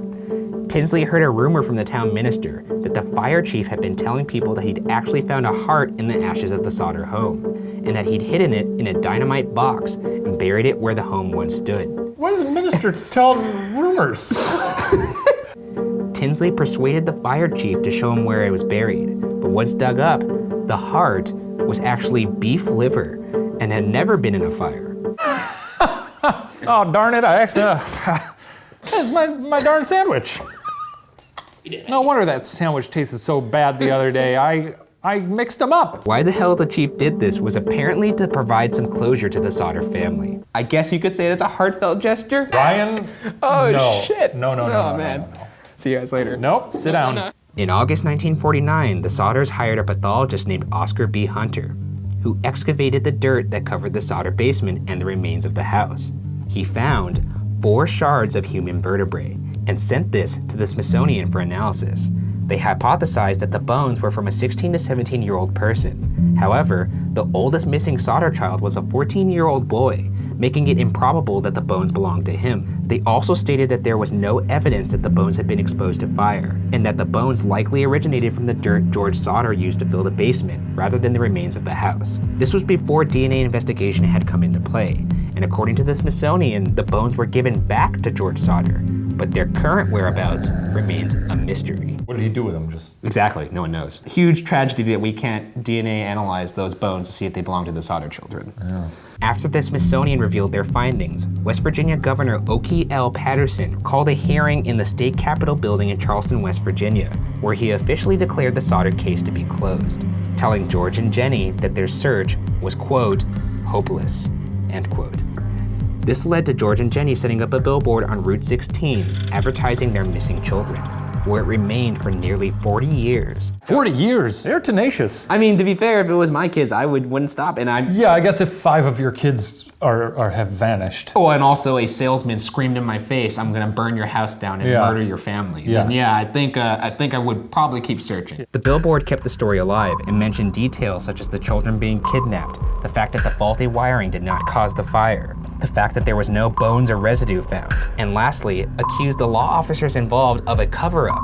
Quote, "What was the motive of the law officers involved? What did they have to gain by making us suffer all these years of injustice? Why did they lie and force us to accept those lies?" End quote. People around town had various theories. Some believed the mafia had been involved. Others believed the children were now in Italy or that they had been sold to an orphanage. The family received a letter from a woman in St. Louis saying that the oldest missing daughter, Martha, was in a convent there in St. Louis. Someone in Florida also said the missing children were living with Jenny's distant relative. And the ever-diligent George Sodder investigated all these tips, but each came up empty. Another hopeful tip came in 1968, 23 years after the fire, in the form of a photograph sent to Jenny specifically addressed to her, not the family. There was no return address on the letter, but it was postmarked in Kentucky. The photo was a man in his mid-20s. George and Jenny believed this could be their son Louis, who was 9 at the time of the fire. The man in the picture had the same dark brown eyes, dark curly hair, strong straight nose, and upwardly tilting left eyebrow. On the back, it had a handwritten note, quote, Louis Sodder, I love brother Frankie, Lil Boys, A90132 or 35, end quote. They hired a private detective to go to Kentucky and find him, but strangely, the detective was never heard from again. I think that's the first time I've ever heard of a detective going missing. That's like a fish drowning. And you know what's strange about this? On the internet, nobody seems to really care about this point.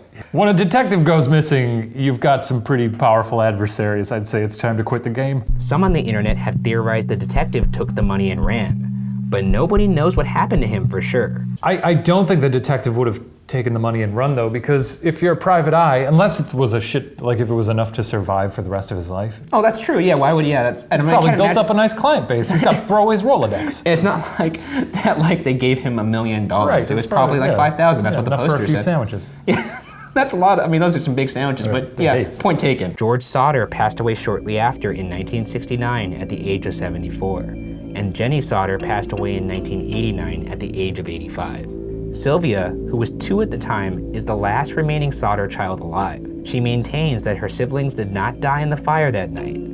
Jenny Henthorne, Sylvia's daughter, told the Times West Virginian to post any information on websleuths.com. Quote, my mom promised my grandmother that she would never let the story die.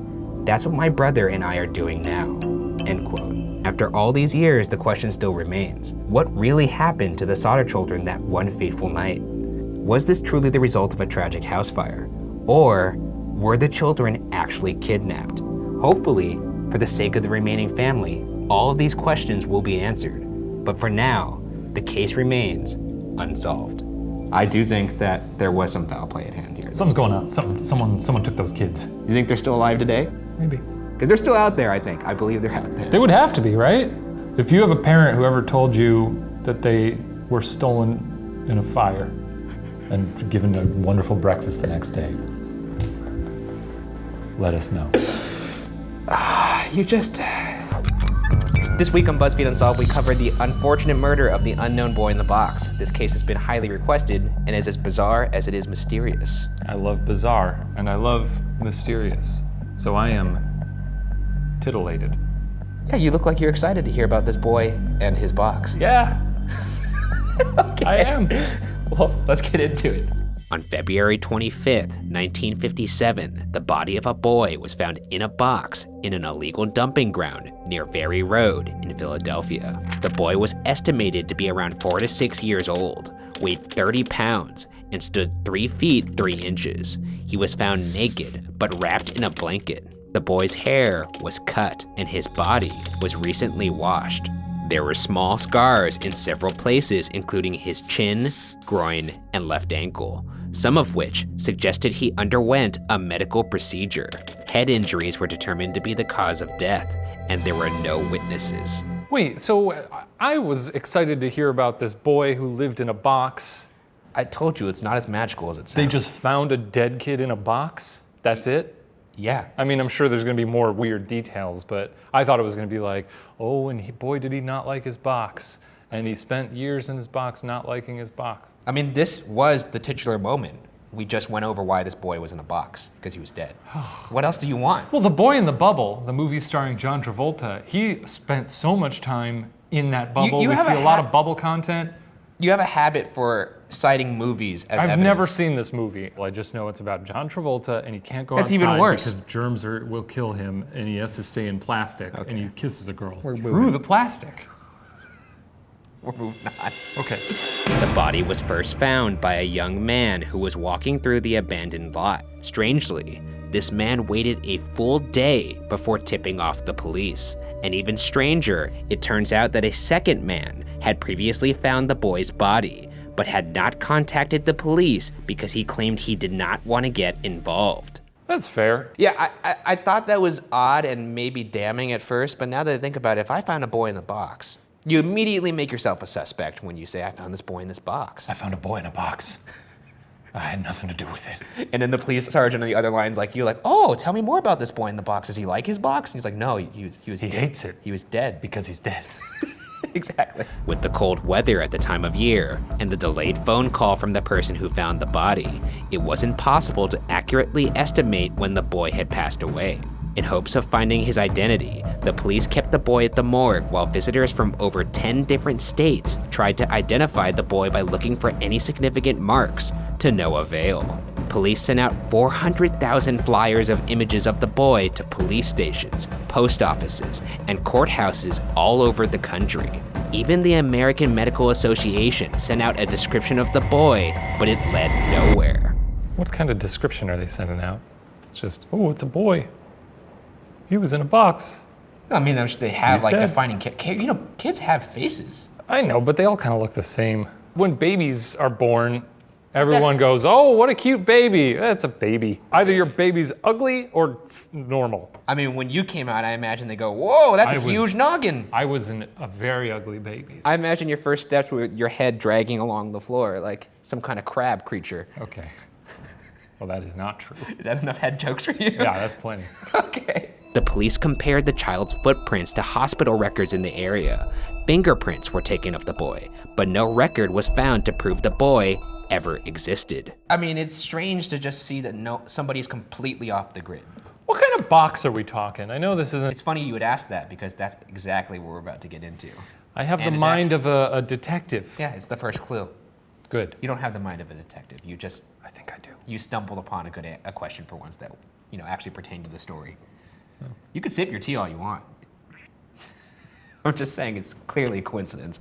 Let's run through some of the key clues left at the scene of the crime. One promising clue came from the actual box itself. The box contained a serial number which allowed investigators to pinpoint the shipment, who were able to trace it back to a JCPenney store 15 miles away. Eerily, before the boy, the box was used to ship a bassinet. The store had shipped 12 of these boxes of bassinets. However, all of the purchasers paid in cash, leaving no record.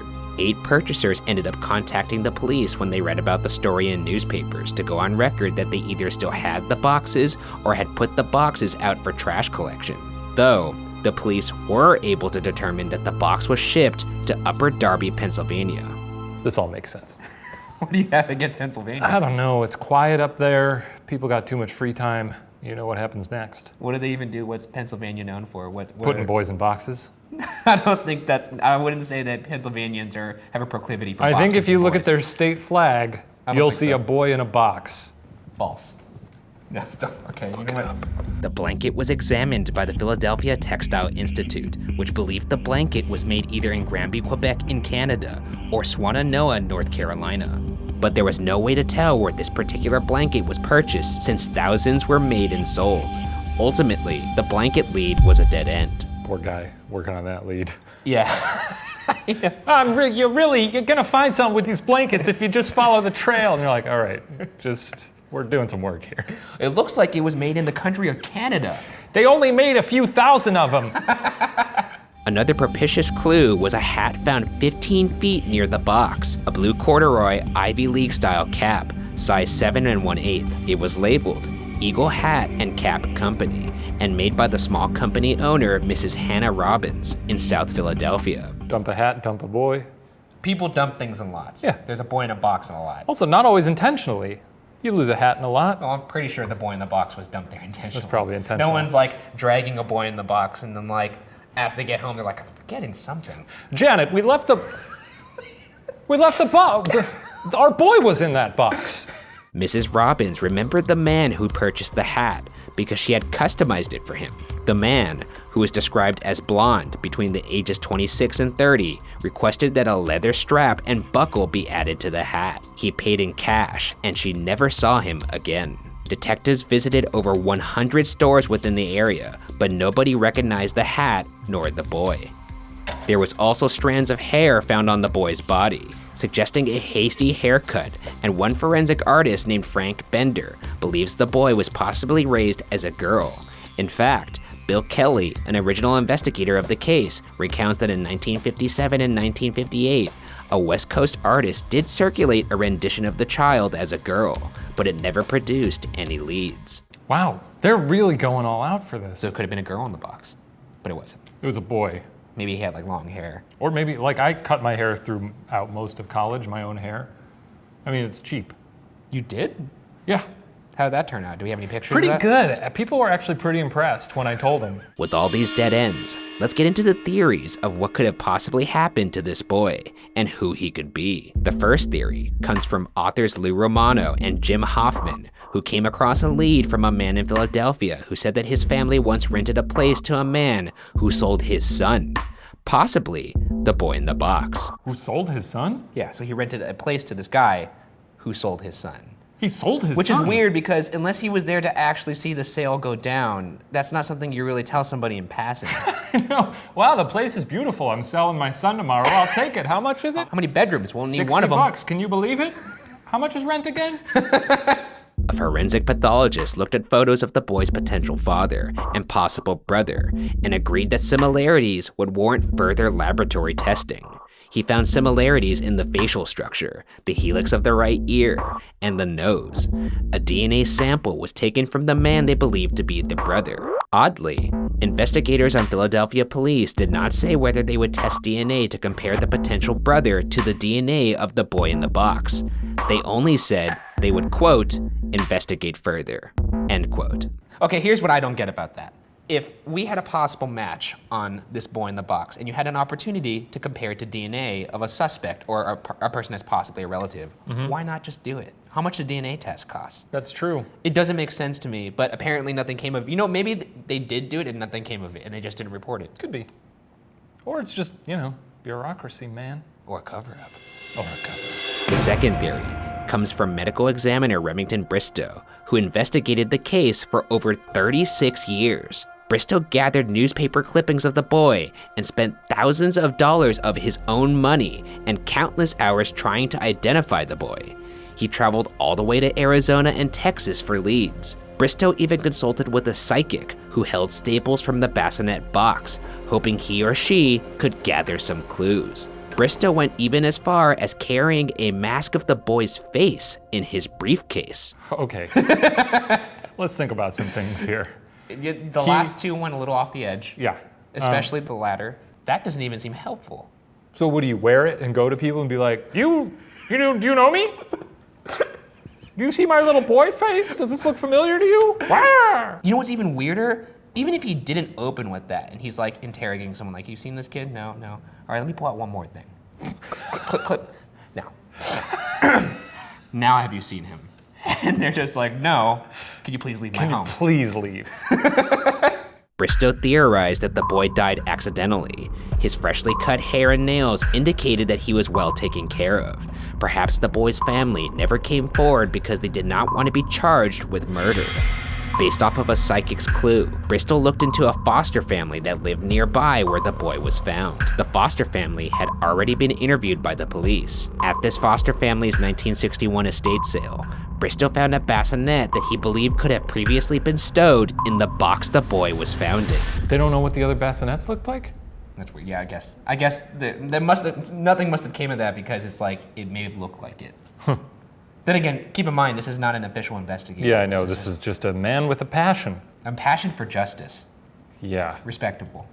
Bristow then began to theorize that the boy was an illegitimate child of the daughter of the foster family and was perhaps abandoned by the daughter so she would not be revealed as a single mother. Bristow would eventually pass away in 1993, but shortly after, Philadelphia detective Tom Augustine took up the case where Bristow left off. On February 23, 1998, Detective Augustine went to the home of Arthur Nicoletti, the man who led the former foster care home. Nicoletti's wife, Anna Marie, was the woman Bristow theorized to be the mother of the boy in the box.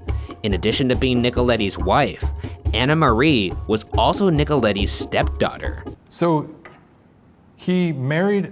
Wait, hang on. What? Your brain is imploding right now. I need like a visual here. So his wife. Well, when a man loves a woman. And so. Yeah. All right.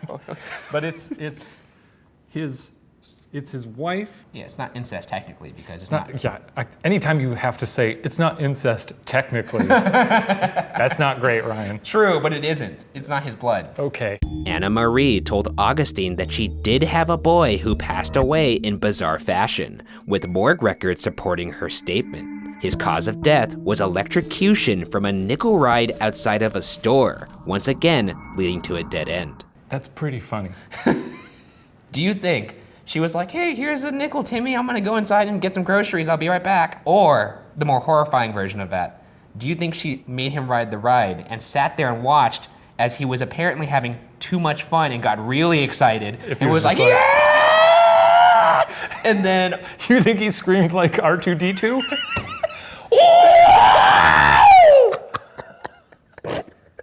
See, that's kind of horrifying when you think about that one. Sure is. But there was a moment where she was probably like, wow, he's really enjoying that ride. Yeah, it's just one of those unfortunate deaths where obviously it's a tragedy, but boy, oh boy, is that a laugh riot. The third and final theory comes from a woman named Martha. A psychiatrist from Cincinnati contacted Augustine and said one of her patients insisted on speaking to the police. The patient went by the name of Martha and said that when she was 11 years old, her mother took her to a house where she handed an envelope over for a boy. Did you just realize something? What just happened? Well, remember in the first theory, I said there was the guy who Did said you not- he sold his son. Yeah, did you just not realize that until now, though? Yeah. Because, Jesus, I've never seen you. Eureka. You could put a light bulb up. Can we play that back and put a light bulb over Ryan's head when that happens? Was that clear, that what the connection I made? There was the guy who they thought maybe sold his son. Yeah. And here's the purchase happening. And you didn't make that until you read it just now. I'm so in each theory. Yeah, you didn't link That- them. Martha said that she was sexually abused by her mother, and the mother wanted to do the same to the boy. Martha said her mother beat the boy to death after struggling to bathe him and drove Martha and the boy to Philadelphia to abandon him. Martha spoke with investigators Tom Augustine, Joseph McGillen, and William Kelly. McGillen and Kelly were one of the first on the boy in the box crime scene. All three were allegedly convinced by Martha's story. According to Bill Fleischer, a retired FBI agent, details of Martha's story add up. The testimonies, addresses, and descriptions. It is a strong theory. But even with Martha's lead, the police were not able to verify if the boy was who Martha claimed he was. Did I actually just solve something? I think you did, to be honest. I may have just solved something. Oh my God. You've done it, Ryan. But if that's the case, then the police would have just released it. So obviously this is not right.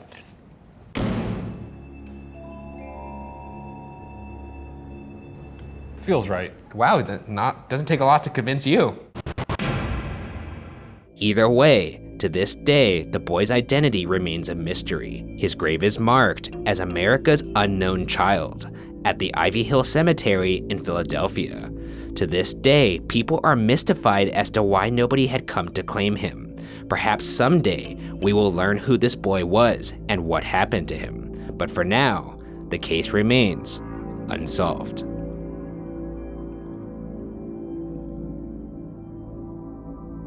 I'm gonna still say this is very unsolved. Yeah. But for a moment there, I thought I had solved something. Yeah, you could see it in your expression. The day you solve something, I'll give you $500.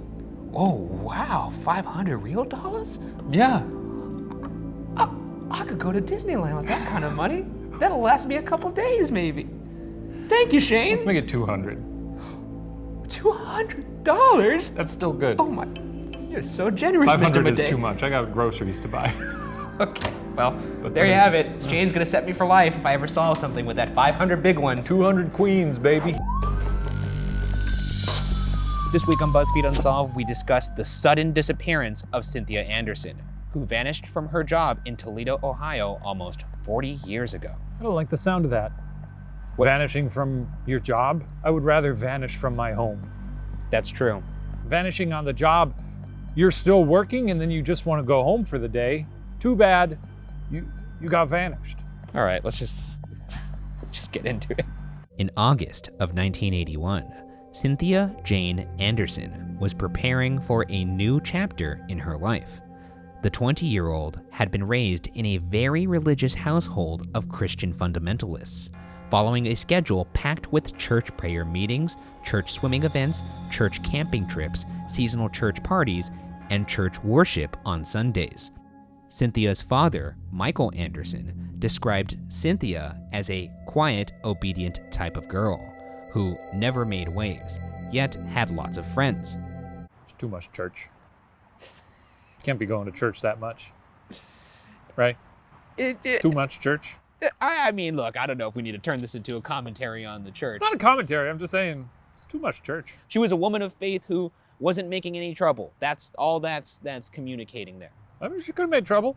If I were going to church that much, I'd kill someone. Cynthia was described by a neighbor as an attractive young woman, one who, quote, maybe caught the attention of a passerby, end quote. And while her parents insisted on strict rules and curfews while at home, Cynthia nevertheless had a boyfriend, also a part of the church. That summer, her father said Cynthia had been spending a lot of time on her face and becoming a bit of a debutante. We've all got phases in our lives where we're spending a lot of time on our faces, acting a bit like a debutante. We all do that. I do that every day. Spend a lot of time on my face. Clearly. You think this took 7.5 hours today? I don't the believe whole it, Unsolved? but I do believe it at the same time, if that makes sense. Yeah. So, can't judge someone for that. Cynthia worked as a legal secretary in Toledo, Ohio, but was preparing to quit in order to attend Bible college, the same one in which her boyfriend was currently enrolled. And by the way things were going at the office, her last day at work couldn't come soon enough. Sounds like a bad work environment. Sounds like some foreshadowing here. Can't be fun to be a secretary at a law firm. Also, in this time, especially probably not so. Trying to think of a good lawyer joke. Because lawyers, nobody likes them, right? No, you're doing great. This is good stuff. You got a lawyer joke? No, I was actually just watching. Look, we haven't toured the Borscht Belt, okay? We're not comedians. We're just a couple of assholes. Unnerving events had begun to happen at work. The previous year, on a wall across from her office window, someone painted the words, "I love you, Cindy," in large letters, along with a smaller, by GW. According to one of her friends, Cynthia was the only Cindy who worked on that side of the strip mall where the law office was located. The sign seemed intentionally placed in order for Cynthia to see it. Cynthia apparently had no idea who GW could have been. The message remained up for 6 months before finally being covered up. 6 months? Don't do this to people. Don't be painting "I love you" on buildings. It's not fun for anybody. No. Maybe if you're asking someone to homecoming. Yeah, like homecoming or prom. Fun. You can paint that all you want. Paint it. Paint it in big ass letters. Put it on the side of a barn. HC question mark. Yeah, you don't want to write all the letters. No, I mean, HCW me? Question mark? From question mark, and then you're like the Riddler. You send like a little Blair Witch thing with a bunch of twigs and some blood or something. A few weeks later, the same message reappeared, this time in even larger letters. The sign, however, would soon become the least of Cynthia's worries. What do you think of the strategy of like, all right, first sign didn't work, let's make it bigger? Yeah, I don't think there's a lot of, when people are obsessed, I'm going to guess they're not really thinking logically. This person is not like, well, I guess that didn't work and I should hang it up. Yeah. Clearly they're like, well, I guess the issue was it wasn't scary enough. Obviously, she couldn't see it. She couldn't read it. Okay, I'll make it bigger and I'll make the font brighter. Not the move. Not the move. If you're taking notes out there, don't do that. In that summer of '81, Cynthia began to be harassed by anonymous phone calls with disturbing, ominous messages. One of the law firm's clients, Larry Mullins, recalled a time when Cynthia received a call while he was in the office. Mullins said Cynthia picked up the phone and quickly hung up, only for the phone to ring again soon afterwards. According to Mullins, Cynthia's face betrayed the fact that, quote, she was scared, honestly, sincerely scared, end quote. Cynthia began experiencing recurring nightmares in which she would be kidnapped and murdered by a stranger. Due to the phone calls and Cynthia's growing and understandable paranoia, her employers instructed her to keep the office's doors locked at all times, even during business hours. They also installed an emergency buzzer at her desk, which would alert a nearby business if she were to use it. Unfortunately, these precautions would turn out to be inadequate. Jesus. That sounds like a waking nightmare. That sounds awful. Yeah. And also kind of crazy that they did take these precautions and that they weren't enough. Yeah, it's odd that they're like, well, you're in peril. It seems like you're in perilous danger. Here's a button. I mean, they installed the, it's unfortunately dangerous to be a woman button, and they gave her that, and that still wasn't enough. Which, by the way, they should have a security detail there, not just a light that shows nearby businesses in the strip mall that she's in trouble. I don't know what anybody who's like working in Aunt Anne's Pretzels is gonna do if they see that red light go off. It's not like... It's Auntie Anne's. Oh, is it Auntie Anne's? Have some fucking respect. On Tuesday, August 4th, 1981, Cynthia skipped breakfast and left her parents' home around 8:30 a.m. She drove to the law office on East Manhattan Boulevard and was seen as late as 9:45 a.m. Around noon, her employer, attorney James Rabbit, arrived at the office. The lights and radio were on, but there was no sign of Cynthia. The scent of nail polish or nail polish remover reportedly hung in the air. Cynthia was known to leave a note and place the phones on hold if she was stepping out of the office, but she hadn't done either. There was no sign of a struggle, and according to some reports, the office door was still locked from the inside. Though her car, a 1980 Chevy Citation, was still in the parking lot, her keys and purse were missing. Perhaps most eerily, a romance novel that Cynthia had been reading was left open on her desk, turned to a page that described the protagonist being abducted at knife point. That's weird, huh? She was reading it, but for it to be open at that page suggests we're dealing with an abductor here who's a real a-hole, who has a flair for the dramatic. But then what is the abductor reading through the book? What, like if this is broad daylight. In the middle of an office. At any moment, someone could come in. The door. He's not taking the time to thumb through a book for a funny little clue. Unless he had been watching her so much that he had the book himself, knew which page to turn to, and then did that. Maybe. It seems weirdly coincidental, especially when you consider all the other things. Oh yeah, I guess it could just be a coincidence, yeah. With a woman missing and precious few clues to help us, it's time to dive into theories about what happened to Cynthia Anderson these 39 years ago. Our first theory is that an obsessed stalker kidnapped Cynthia. Between the phone calls and the "I love you, Cindy" sign, it seems someone definitely wanted to get the young woman's attention. Detective William Adams of the Toledo Police Department said investigators worked with Cynthia's friends to try to figure out who GW could be. They were able to turn up only one suspect, a maintenance man with those initials who worked in the building and had keys to all the office doors. No evidence was ever found indicating the man was somehow responsible, however, and no charges were ever brought. It's odd to put your own initials if you're trying to be a creep. That's right? true, but this is also the same person who thought it was maybe, oh, the letters weren't big enough. Let's try that and give that another go. Yeah. So who knows? But I would also assume there's security cameras, and it can't be good for job security to start an art display on the opposite building within view of all your employers. As much as this may be compelling, it seems a little too easy. Eventually, the man who spray painted the "I love Cindy" sign reportedly did come forward. He said the message was intended for a different Cynthia, and once again, he was never charged. Huh? The guy who wrote the thing. Yeah? He came forward, and it was intended for a different person. What? What are we doing here? I'm putting us into the mind of the investigators here. A different Cynthia? Yeah. Did she see it? I actually don't know that. I would have asked. Sounds like bad investigators. I'd been like, tell me your story. How'd you meet? She's my wife. Are you now. in love? We're married. We have She 6 she kids. loved the sign. She loved it. And they'll be like, did she see it? And he would say, you tell me. Shows the ring. Yeah. She's Well, my I thought wife. he had a finger missing. You tell me. She bit my finger off. Yeah. Strange that they wouldn't look into this guy, huh? Well, I guess they did. We actually reached out to see what came of that, but he wasn't charged, and I guess it wasn't for that Cynthia. which they must have verified somehow, which means to me he must have married said Cynthia or been together with that Cynthia, because they would be like, well, oh, of course it was that other Cynthia. Show us your Cynthia!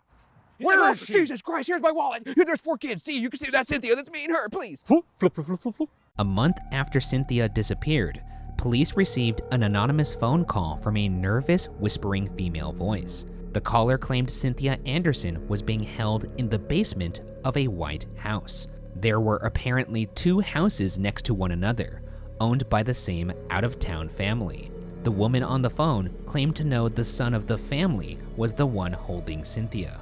Police begged for more details, but the caller hung up. Searches for houses like the one described yielded nothing. Well, that's terrifying, Ryan. That's no fun. I don't like to hear that. I've said this before, but teens, when they get crank calling, they're out of control. I hope and not. I can see them being like, did you hear about this lady who went missing in our town? Oh, I dare you to call the cops. Tell them you seen her. Well, Okay, Jonesy. if I had a kid who did that, You'd lock him in the shed. he'd get a talking to. That's all I'd have to say. Yeah, talking to is probably more reasonable. Which, in the Bergara family, means locking them in the shed. Yeah. Our next theory is that Cynthia Anderson was murdered, perhaps for overhearing information about a drug deal. One of the attorneys working in the same office as Cynthia in 1981 was Richard Neller. In turn, one of Neller's clients was Jose Rodriguez Jr. In 1996, Neller and Rodriguez were both convicted for involvement in a long-time drug conspiracy. Authorities theorized that Cynthia could have perhaps overheard Neller and Rodriguez discussing some drug deals. She would then have been kidnapped and murdered to secure her silence. In Rodriguez's 1995 trial, one informant testified that Rodriguez had admitted to having murdered the young woman while threatening Neller, whom he accused of representing him poorly. The judge ruled the admittance unreliable, concluding there was insufficient evidence to say either Neller or Rodriguez were involved in her disappearance, or that she had been kidnapped or murdered at all. That's a strange thing to lie about, though. You know, but it seems to be... I know we always go over this like, well, sometimes people lie about it because it's a trophy for them or whatever. It's really weird. Who would do that? It's weird to me how often this occurs, though, that somebody will willingly confess to something, and then people will be like, don't believe you. Didn't happen. Let's keep investigating. Especially if they were like, sorry, we got you on these drug charges. How do you plead? I killed a lady. 2 other possible murderers are brothers Anthony and Nathaniel Cook. Over the course of 16 months in the 1980s, the 2 brothers murdered at least 9 people across Ohio, mostly young women. In 2000, as part of a plea deal with the prosecutor in Lucas County, the same county whence Cynthia disappeared, the Cook brothers confessed on tape to many homicides, though they denied killing Cynthia Anderson. It's embarrassing to murder with your brother. Can you imagine? What? To murder with your brother? That's what you took from that? That's embarrassing. How is that? I mean, it's embarrassing to murder, yeah. If I went to my brother and said, ooh, I'm fired up. I'm going to murder Ryan Bergara. Okay. Can you help me? I hope that he would say, maybe sleep on it. This is being taped, right? I feel like this is like a recounted conversation. Our third theory is that Cynthia ran away.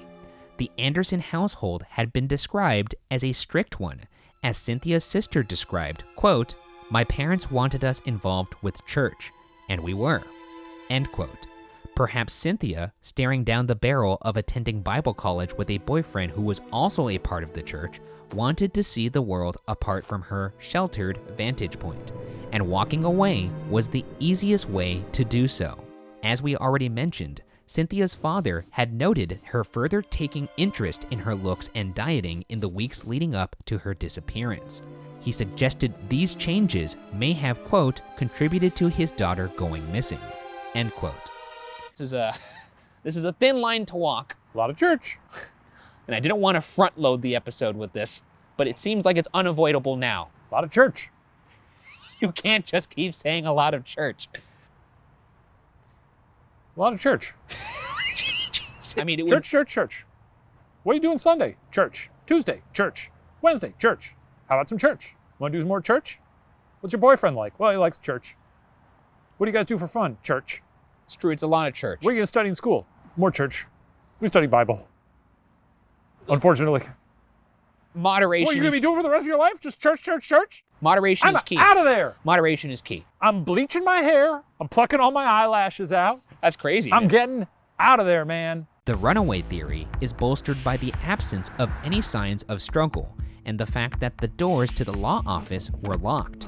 However, there was apparently a substantial amount of money left in her bank account, which would have helped her start a new life if that were her intention. You know, she could have met someone else, right? No, also, some heathen, here's the thing. a hot heathen who was like, come on, hit the road with me. I got cash. Leave it all here. Is that I was just about to get to that because I was going to say that, like, I know a lot of people online point out that, okay, starting over is expensive, obviously. However, if you want to successfully make it seem like you've disappeared, you don't then pull out all the money from your bank account. Right. That doesn't scan. Also, it's 1981. You work at Baskin Robbins for a summer, you can buy a house. Is it possible There we go. she was the one who made the phone call about, leading them on a wild goose chase to look for a white house to throw them off her scent? Now Whispering, that's- harder to identify her voice, because a whisper, you can't totally tell who that is. Well, that would explain the lack of detail in the tip. Yeah. Look, I'll say this. I know a lot of the time when we talk about these disappearance cases, there's always inevitably a theory about the person just vanishing themselves. Yeah. And it seems like we lean into that theory because, frankly, it's the most happy theory to get behind. Sure. But in this case, this one actually has a lot of weight to it, and I actually do genuinely think it makes the most sense out of all the theories. I do too. Because if you just plug in all the circumstantial evidence, which is what we use to say, like, I think that guy's the murderer, if you do that formula, this theory is the one that makes the most sense. The lack of struggle, the door being locked from the inside, her not doing the things she usually does when she steps away from the office. It makes sense for what it's worth. And I didn't even think about the phone tip. Maybe you have somewhat of a detective brain. Cynthia, thanks for watching. I believe it. I've stamped it. That's my number one theory. Cool. It's my worth it winner. Next August will mark 40 years since a young legal secretary in Toledo, Ohio disappeared without a trace. When Michael Anderson died in 2008, his obituary said he was preceded in death by his daughter Cynthia. The case, however, is still open, and Ohio's longest active missing persons case. The Toledo Police Department asks that anyone with information contact them. As for whether Cynthia is out there somewhere, a 59-year-old detached from her past, or whether she met a grimmer fate years ago, remains unsolved.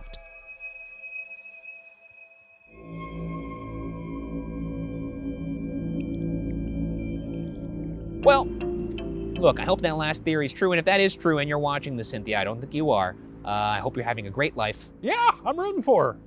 Old gal out there. Hope she's living the dream, She would also join a community of other people that we've covered and hoped that were just out there living their best life, too.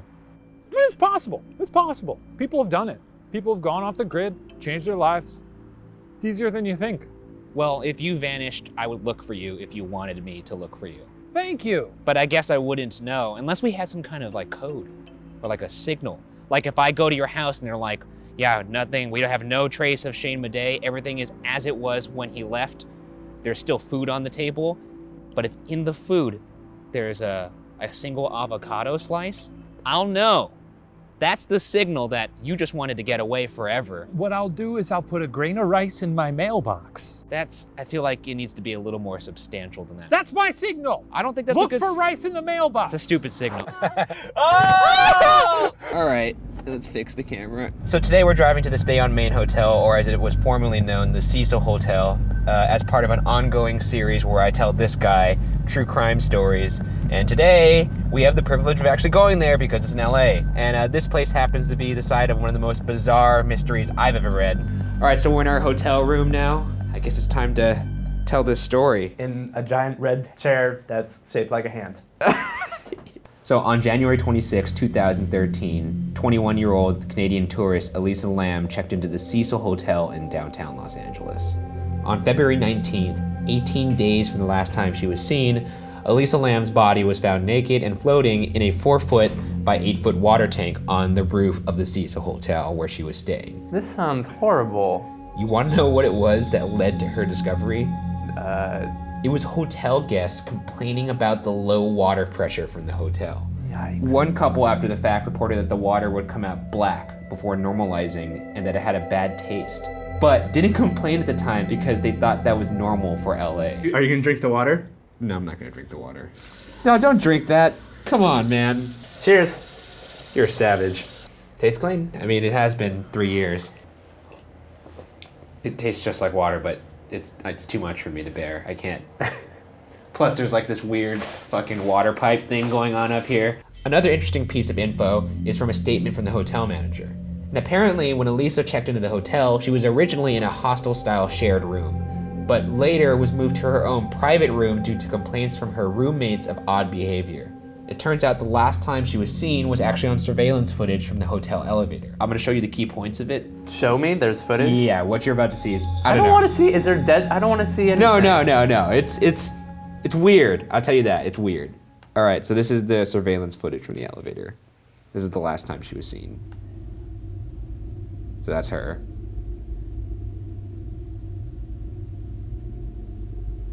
Like, why is she?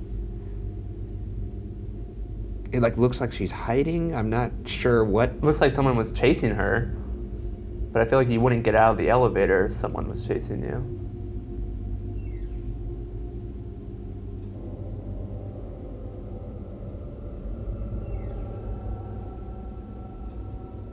I mean, she appears to be moving her hands in like a really weird, inhuman way. Like, How is the elevator doors not closed yet? I have no idea. It almost looks like she's talking to somebody right now, right? Does it not look like she's talking to somebody directly in front of her? Yeah. I mean, not directly in front of her, down the hall, but I mean, there's no one in front of her, so. Yeah, okay. That's the video. I mean, Point one, that's strange. I'll give you that. Super strange, right? That doesn't really give us any information. I mean, it gives you some theories, though. One of which was she was on hallucinogens or drunk. And while Elisa was in fact bipolar and reportedly took 4 different medications for that disorder, this theory that she was on hallucinogens or drunk was quickly rebuked by the fact that her toxicology test results came back with nothing in her system that could have contributed to her death.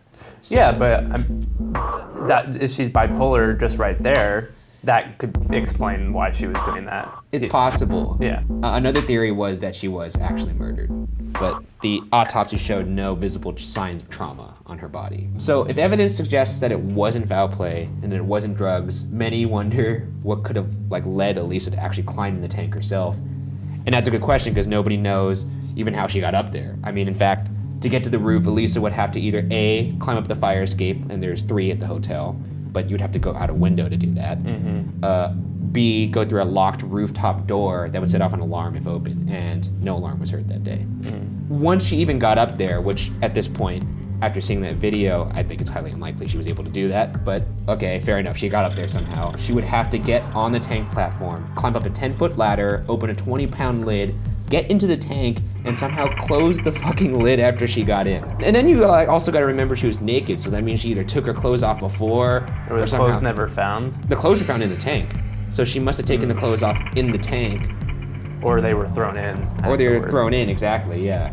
This whole scenario to me is fishy Yeah, definitely fishy. for her to have done that all herself. Another popular theory, and you're not gonna like this, but I have to say it, is ghosts. If you look at the video, it appears as if Elisa is talking to someone right outside the elevator, which has led some on the internet to believe that she's talking to the ghost of serial killer Richard Ramirez, who was convicted of 13 murders and stayed in the Cecil Hotel from 1984 to 1985. It's also worth noting that Ramirez was a known Satanist. Absolutely not. So you're saying you don't think there's even a little bit of a possibility that this place is a little haunted and it can drive people to do some crazy shit? To me, it's basically like saying, so you don't believe there's a little possibility that the spaghetti monster did that? There's no recorded history of a spaghetti monster. I don't know where you're getting that. Show me the scientific journal in which they've posted all these ghost studies. There is footage of things moving on their own. Footage is not science. There's no one that's like, I'm gonna be a ghost scientist. Why not? Because that's There's a weird footage. Just think of that title on a business card. That's weird. I'm a ghost scientist. Yeah. And that's really just the tip of the iceberg for the Cecil. It also played home to Austrian serial killer Jack Unterweger in 1991, was the site of an unsolved murder in 1964 and was also, according to some, one of the last places the Black Dahlia was seen alive.